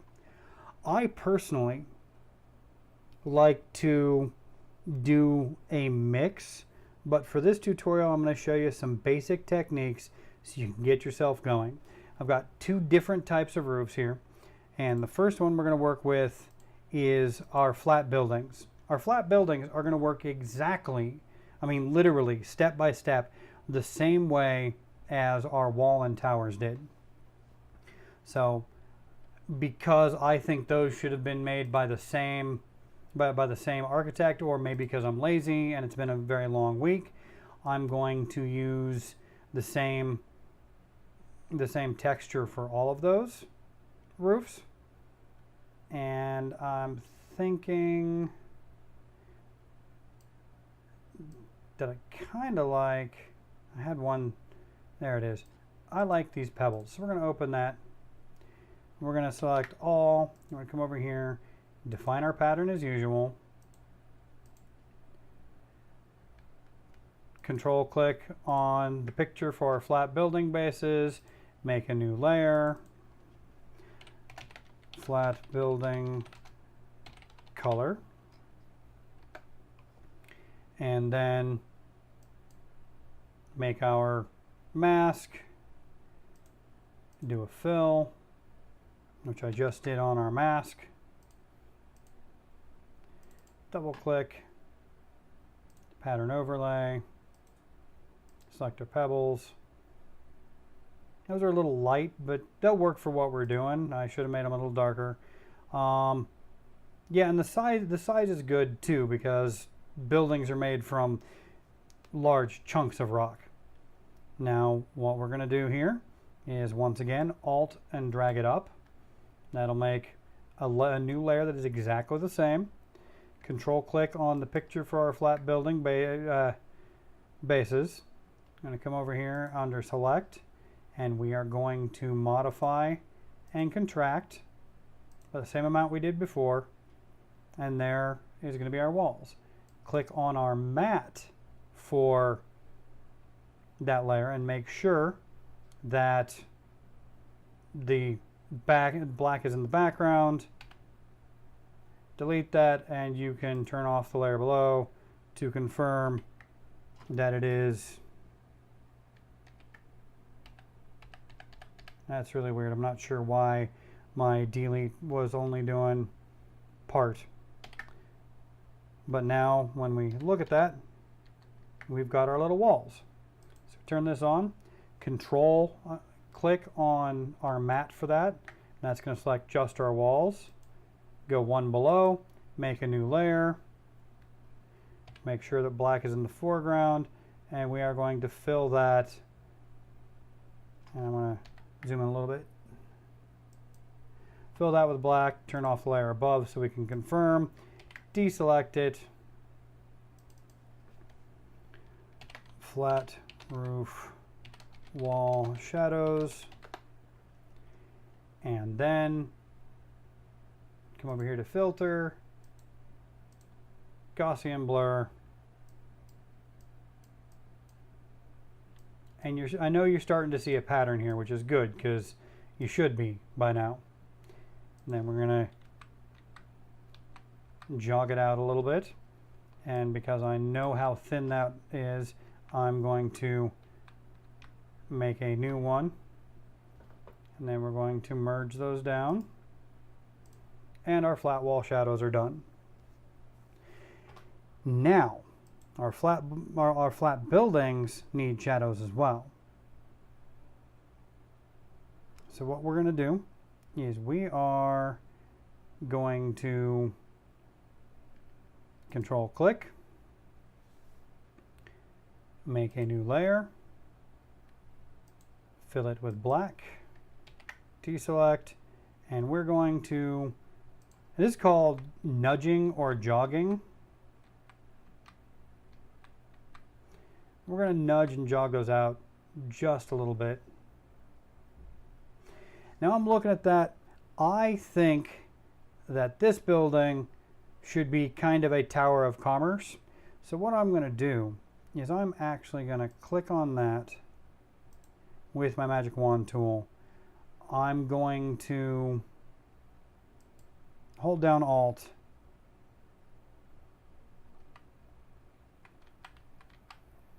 and it allows me to duplicate that. As long as I don't hold down Alt, it only makes one copy. If I hit Alt again, it's going to make another copy. It allows us to make these buildings taller without having to go through the mess of making new layers.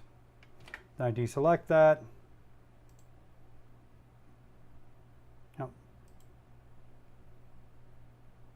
I probably should have moved that to its own layer, but I didn't. And we're going to, what the heck? Oh yeah, because I didn't go to move.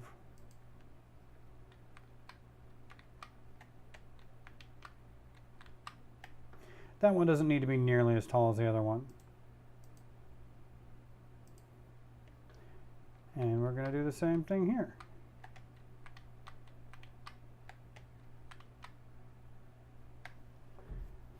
When I deselect it, now I apply my Gaussian blur,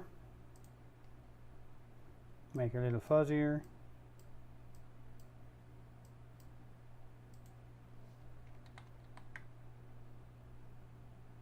So, well, I forgot about this one over here. It's a little too short.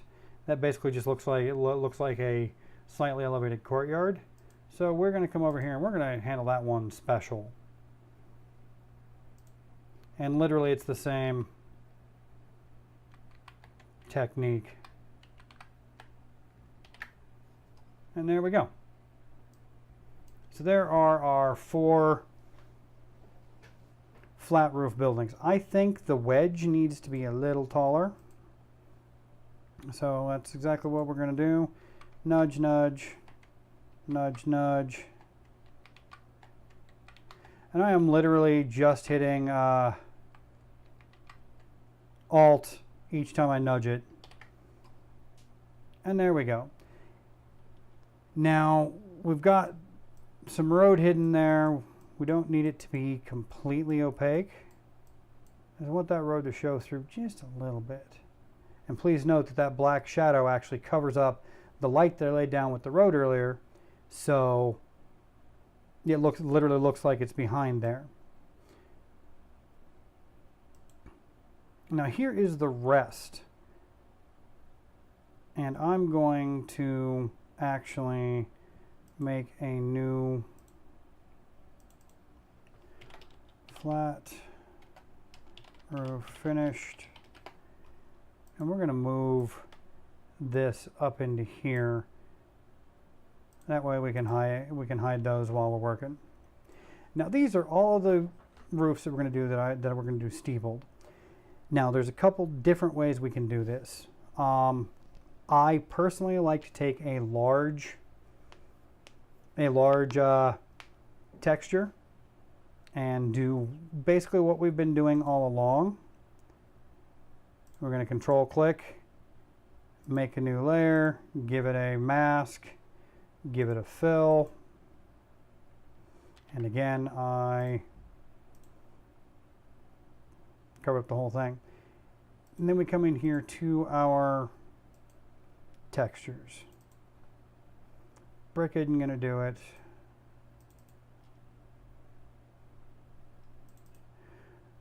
I like this one, and it works really well for this because it has character. And I know we used it for something else, I think. But we're going to go ahead and define the pattern. Double click here. And select that texture. Whoops. And we're going to select OK. We're not going to just cancel out of that like a dummy. And that's actually a pretty good percentage for that, because it makes it look like we have a whole bunch of different materials in there. Now, if you wanted to do a specific one like I have over here in my collection, let me bring that over.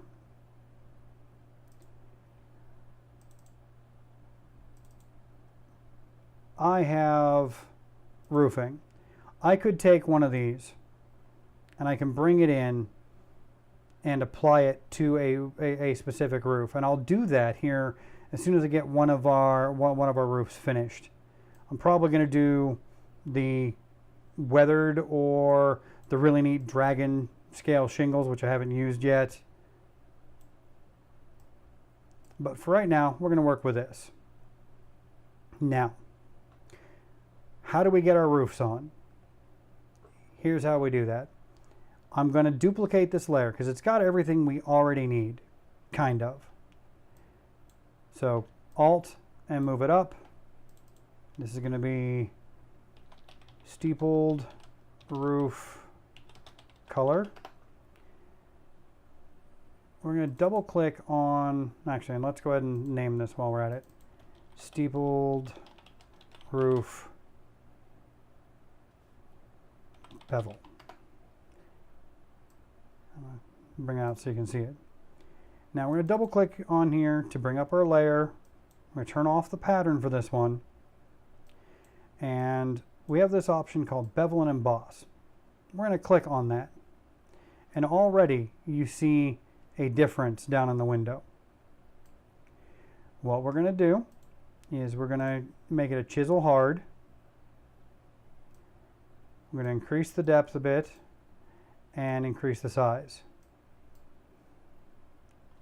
Then we want to soften it just a little bit to get rid of those rough edges.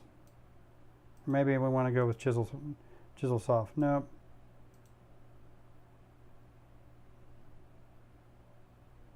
Don't want to soften it quite that much.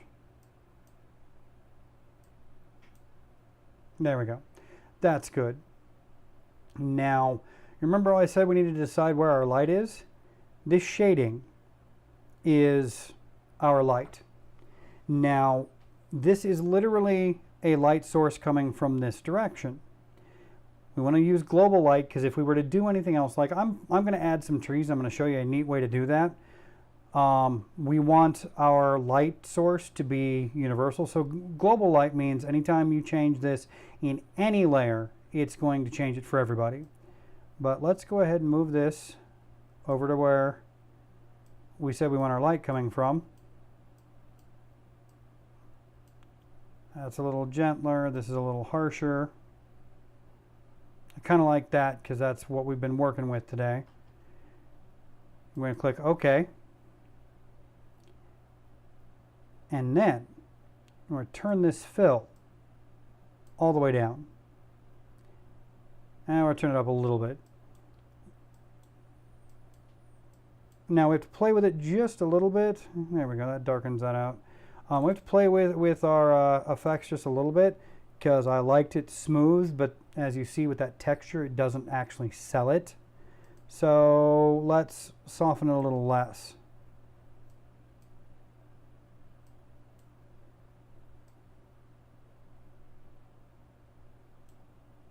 There we go. Now those look like roofs.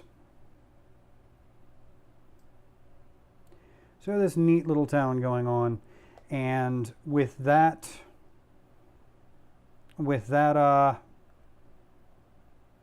fill down, it literally lets the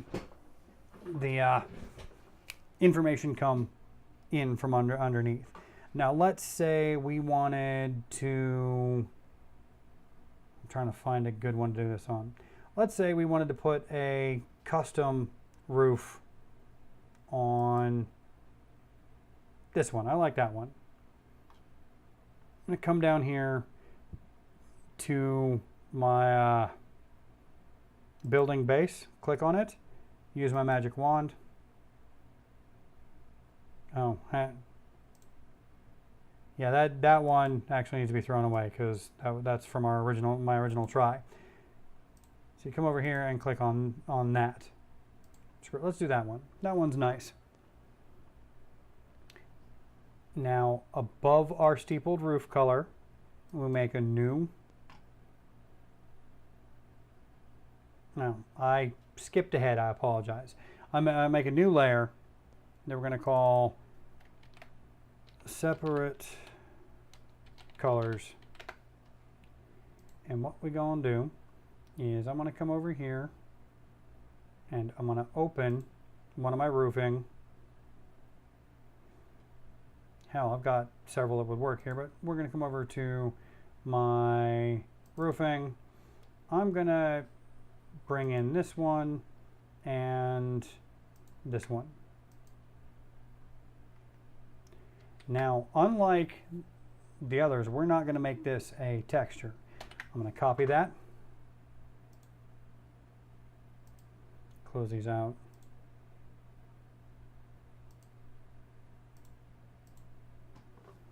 And then I'm going to paste it.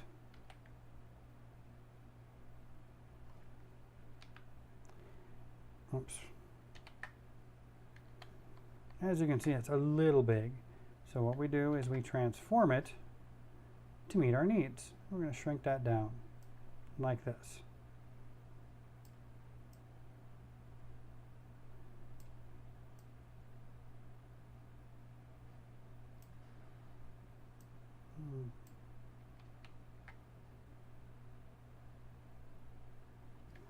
Zoom in so we can handle it.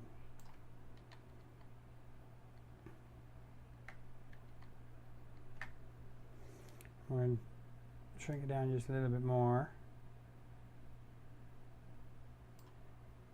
And you can play with this to your heart's content. You can be as precise as you want. Right now, what I'm going to do is I'm going to place that there. I'm going to come over to my steepled layer. I'm going to click on this. Oops, I forgot about that one. So I'm just going to do this one little one that's touching. Whoops. Need to subtract from that selection. There we go. And we are going to then invert our selection. So we delete everything outside of it on the right layer. Deselect. Then we can literally, on this layer, use our magic wand tool. Click anywhere but it. Copy, then paste. And it'll make a new layer that's directly on top of the same layer. I want to flip that vertically. Rotate it around a little bit, because basically we're mirroring it and we want it to be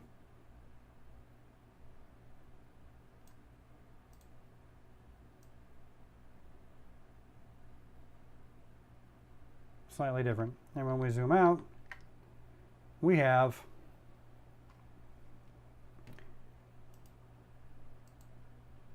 a roof that's got, God, my brain does not want to work today.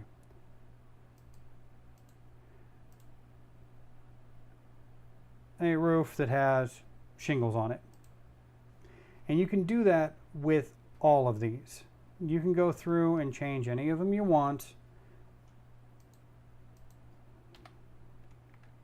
Just to clean that up a little bit.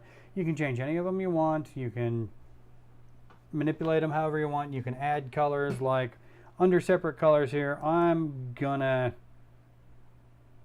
actually make another one because we're gonna adjust the pass through. But we're gonna pick some at random on my steeple here. We'll make that one a color and this one a color. Let's call that color red. Well, the color is red, but we're gonna make it red. And I adjusted it on the wrong layer because, again, I'm not very smart. Then we're going to come back over here. We'll select this one and that one because they're fascinating. And this one, I'm gonna make them a teal color because I like bluish green.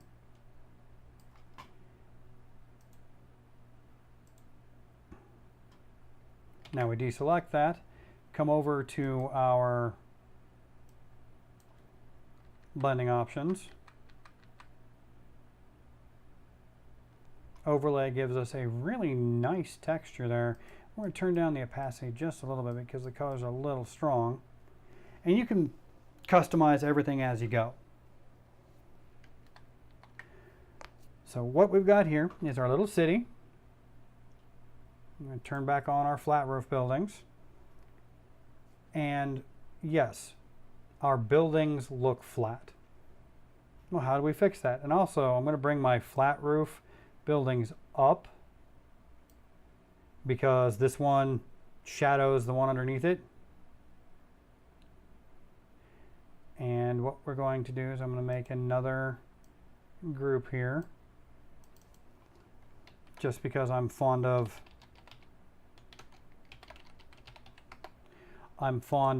keeping everything in clear directories. It makes it easy to keep track of it. So, you remember what we've been doing? We're going to come down here. We're going to click on that. I have some extra buildings that I had forgotten that I had put in because I was originally going to do a much bigger map. I don't know if you can see that crawling ant line everywhere. So what we're going to do is a little trick. We're going to circle this like this. Click on our move. Push up, push down, boom. Now we've selected everything in that. And we're going to make a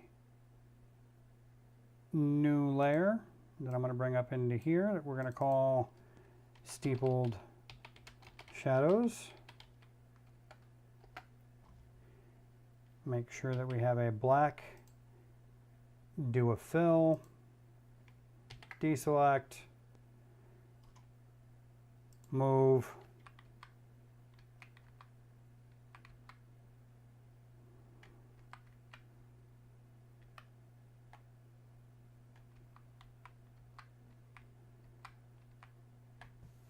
And then, well, that actually, for some reason, that time it made, oh, because I didn't have it selected. So we're going to merge all of those layers into Steepled Shadows. Add our Gaussian blur. That was a little too much because that was for the big ones. So we'll come down.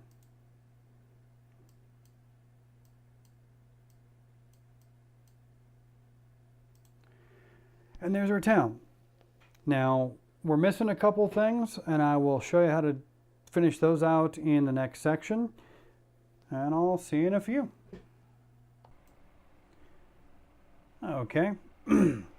Now, what we're getting ready to do is make some trees. Trees can be a lot of fun, or they can be a huge pain in the ass.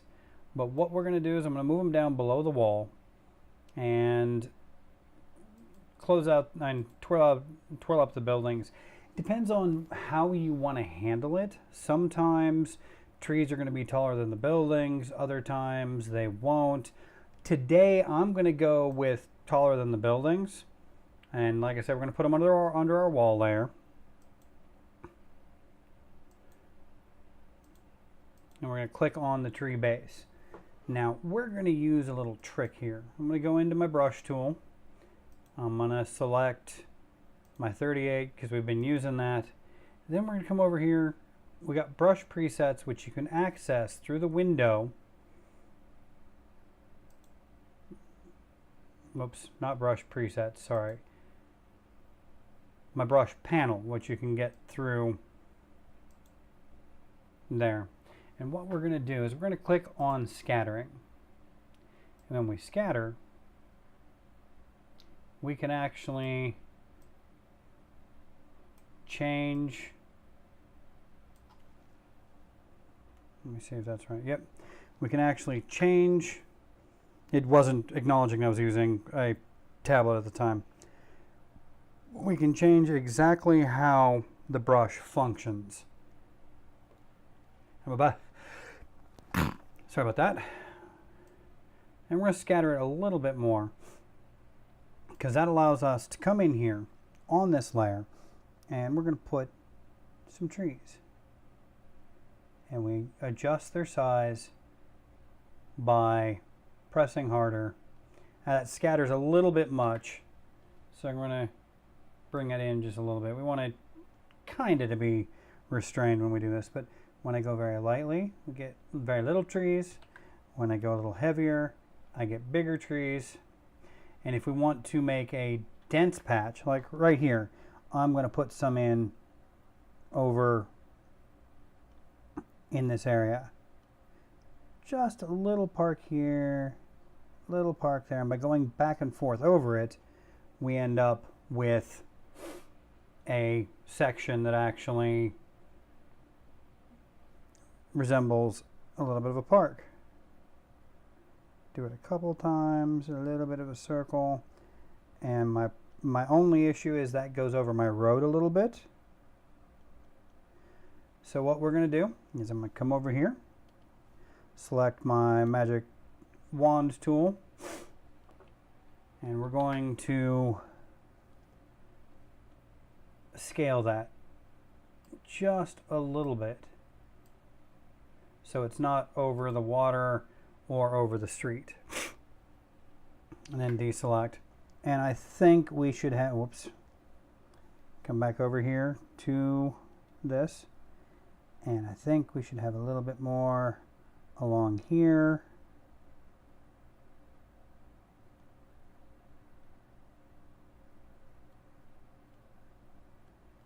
That way we've got a little park.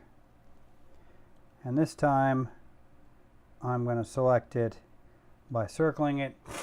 And the way we can, you can just hit Control T here and it'll modify it. But I like to make sure that my selection's a little snugger.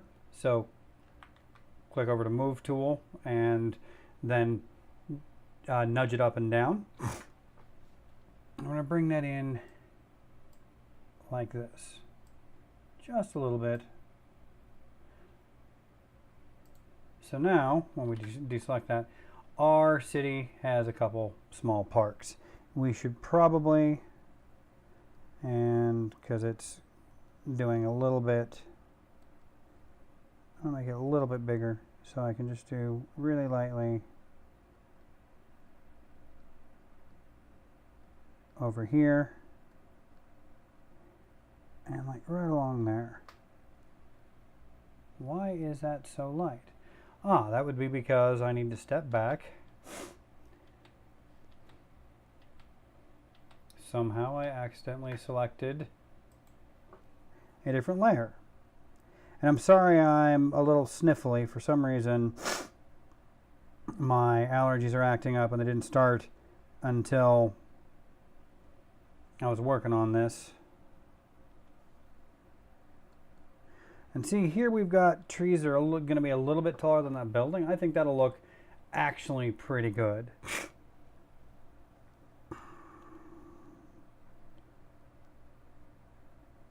Bring it right along there.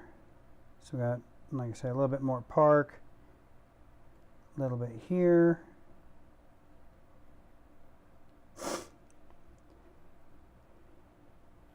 And then I want a little... we're going to undo that. I want that to be a little denser.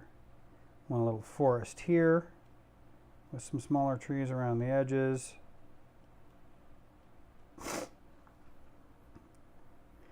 And I think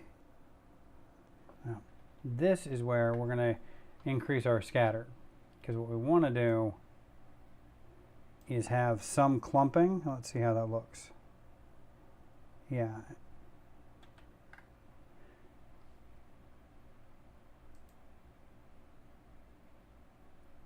I'm going to set a minimum diameter there. That way, over here we've got some clumpy trees.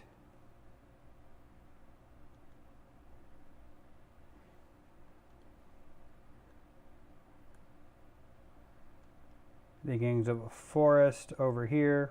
Whoops. So it scatters more when I press harder. So that's the beginnings of a forest over here. A little bit over here. We'll do a little bit more to make it kind of excitingly lumpy.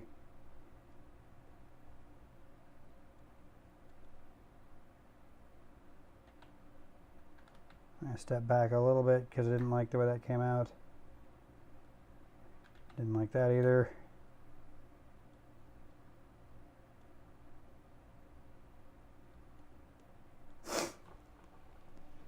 And that is going to be our tree base.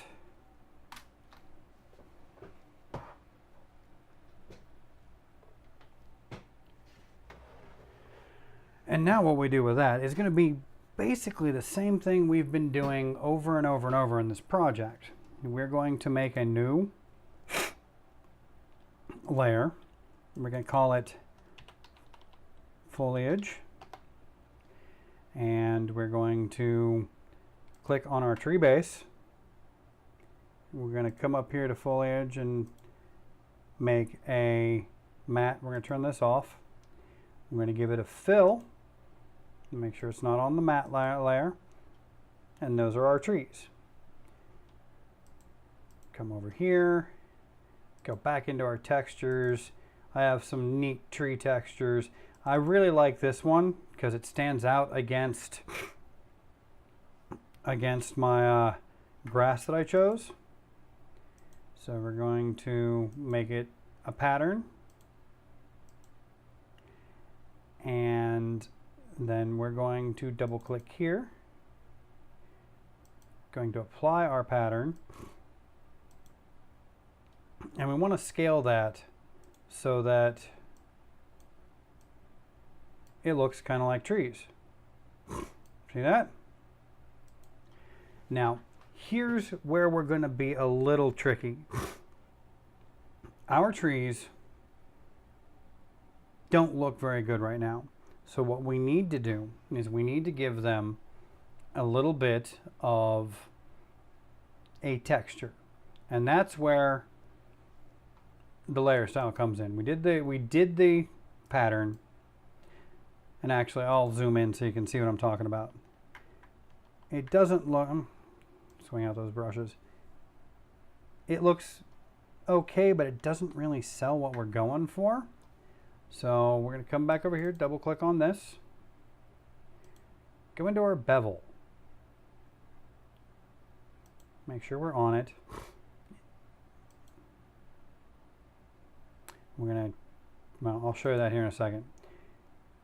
We're going to make this, no, we want to go with chisel soft because that makes it so each little dark space. And we're going to make it a little less deep, a little less tall. Oops.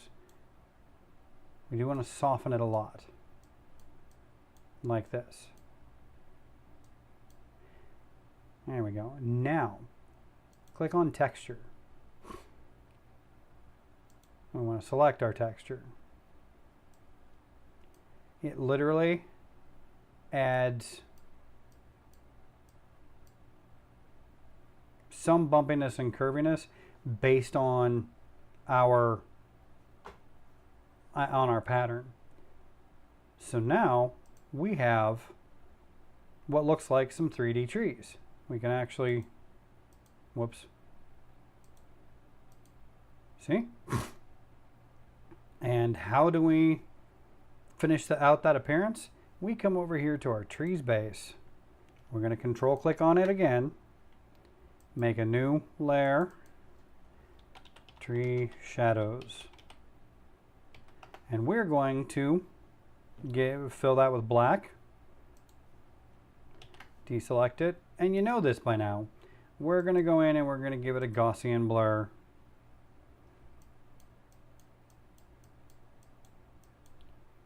Since trees are a little taller and they're actually soft, we can make that soft, and then we're going to nudge it.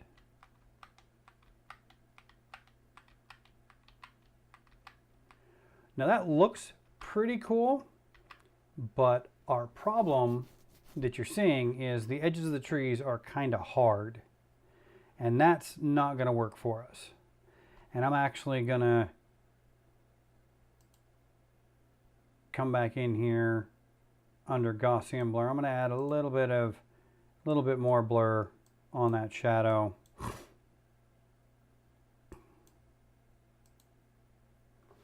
And we're going to duplicate it so it's, now we'll duplicate it again. Nope. And we'll merge those so we have our tree shadows. Now we've got two ways we can do this. We can well, basically what we're going to do is we are going to redo our mat here. So I'm going to delete that and it all disappears. We're going to come over to our trees base, control click, and that gives us our selection. We're going to click on our mat and come over to our select, and we're going to modify it, and we want to feather that just a little bit, and I'm actually going to make it 4. And now when we do our fill, I feathered it too much. So we're going to step back,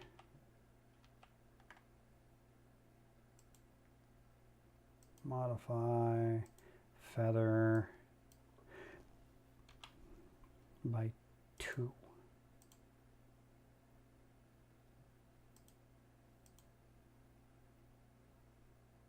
Seriously? There we go.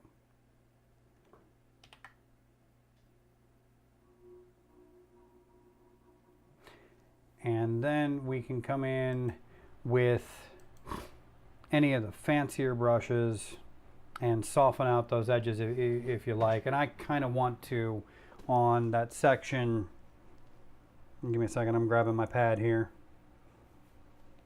I kind of want to do that on this section here, just a little bit of work on the edges to soften that out and make it look a little more realistic.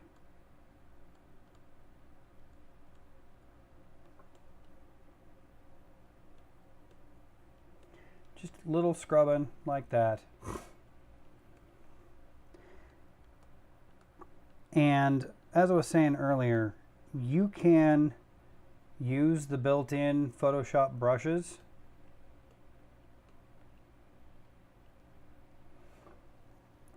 They have a lot of good ones that'll work for what we're doing here. I just happen to have the ones that I already use.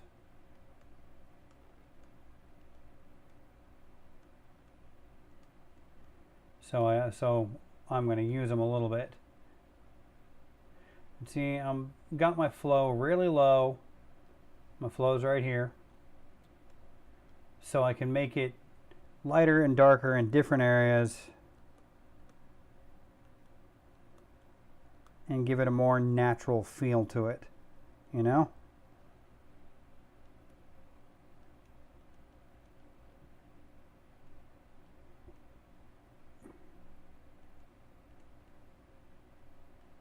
And while we're at it, let's add a little bit of,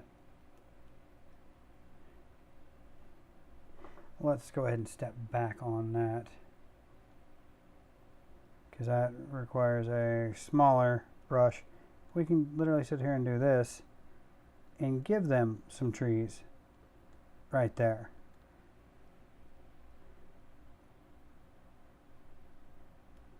Soften this out just a little bit like that.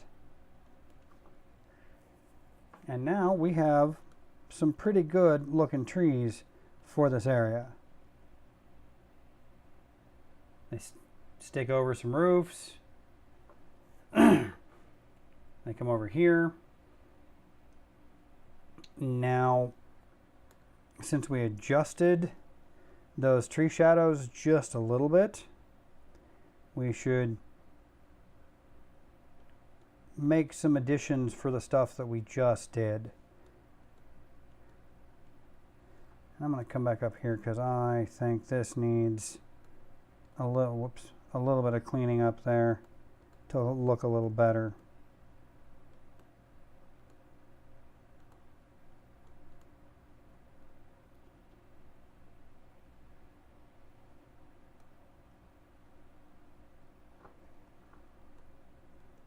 Like right there and right there.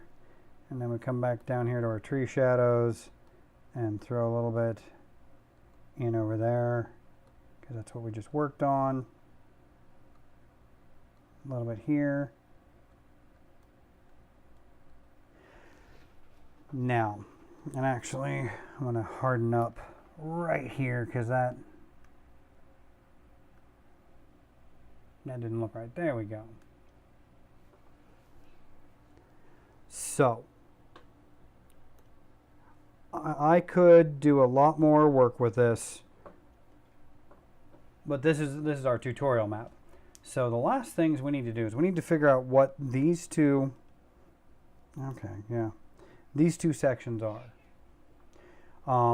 Since we've got this light coming this way, we could either make this a downhill slope. We could do that with both of them, make it look like it's kind of up on a ridge, or we could have this one being, or we could have it be a valley, or we could have this one being a downhill slope and this one being an uphill slope. I kind of like the valley idea here. So to do that, what we're going to do is we're going to make a new layer. We're going to call it Overall Shadow. And what we're going to do is I'm going to keep using this same brush. We're going to come over here and make sure that everything that I've got a black brush for the moment. make this a little bigger. And we're going to gently brush in some shadow here from our peak.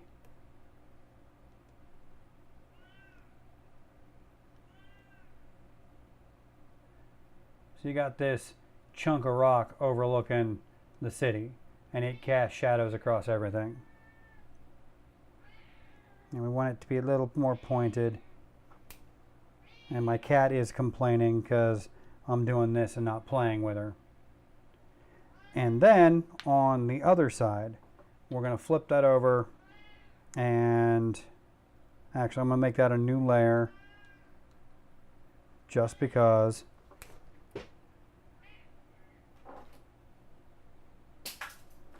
And we're going to hit, and this is why, we're going to hit that with just a little bit of white.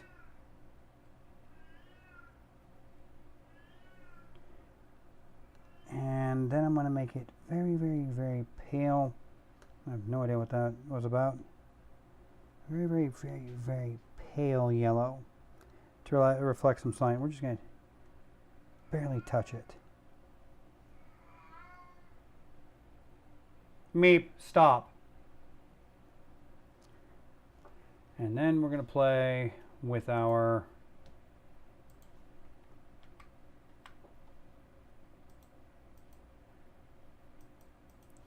blending modes and find something that helps lighten that up and helps give us that feeling of a little bit of extra light there. And maybe throw a little bit across here just to give those trees a little bit more of a sun-touched feeling. And let's see, that light's coming this way. Let's put a little bit here, and a little bit here, and a little bit here, because that's the tallest spots. And since our trees are over our buildings here, we can actually shrink that down a little bit and do the same, like right there. A little bit here, a little bit here, a little bit on that side. And we don't have any really tall buildings. If we did, we could do the exact same thing. Just scrub a little light, a little yellow light on a taller building.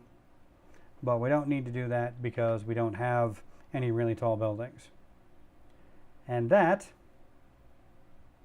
is how we make one of our maps.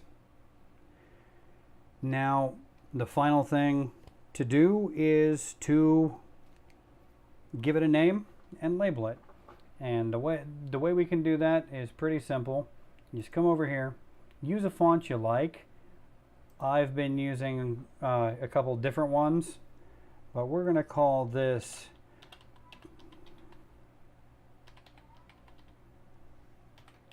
I'm going to make it a little smaller because that was for a different project. 100 will do.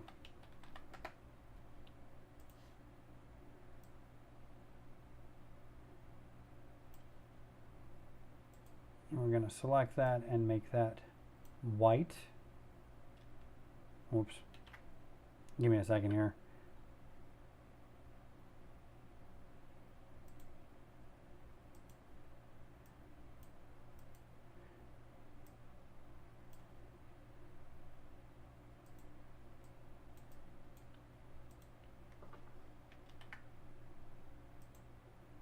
We're going to rasterize that. Now there's a couple different ways we could do this. I have some really fancy, that basically is flat, but I have some really fancy filters. But to make that stand out, what you want to do is hit Alt and drag it down once. Control I will invert it to make it black. And then we're going to go over to our favorite filter, Gaussian blur, and you want to get it on screen so you can see, because that's really fuzzy. And what we want to do Let's just give it a little bit of a blur, and then copy it a few times.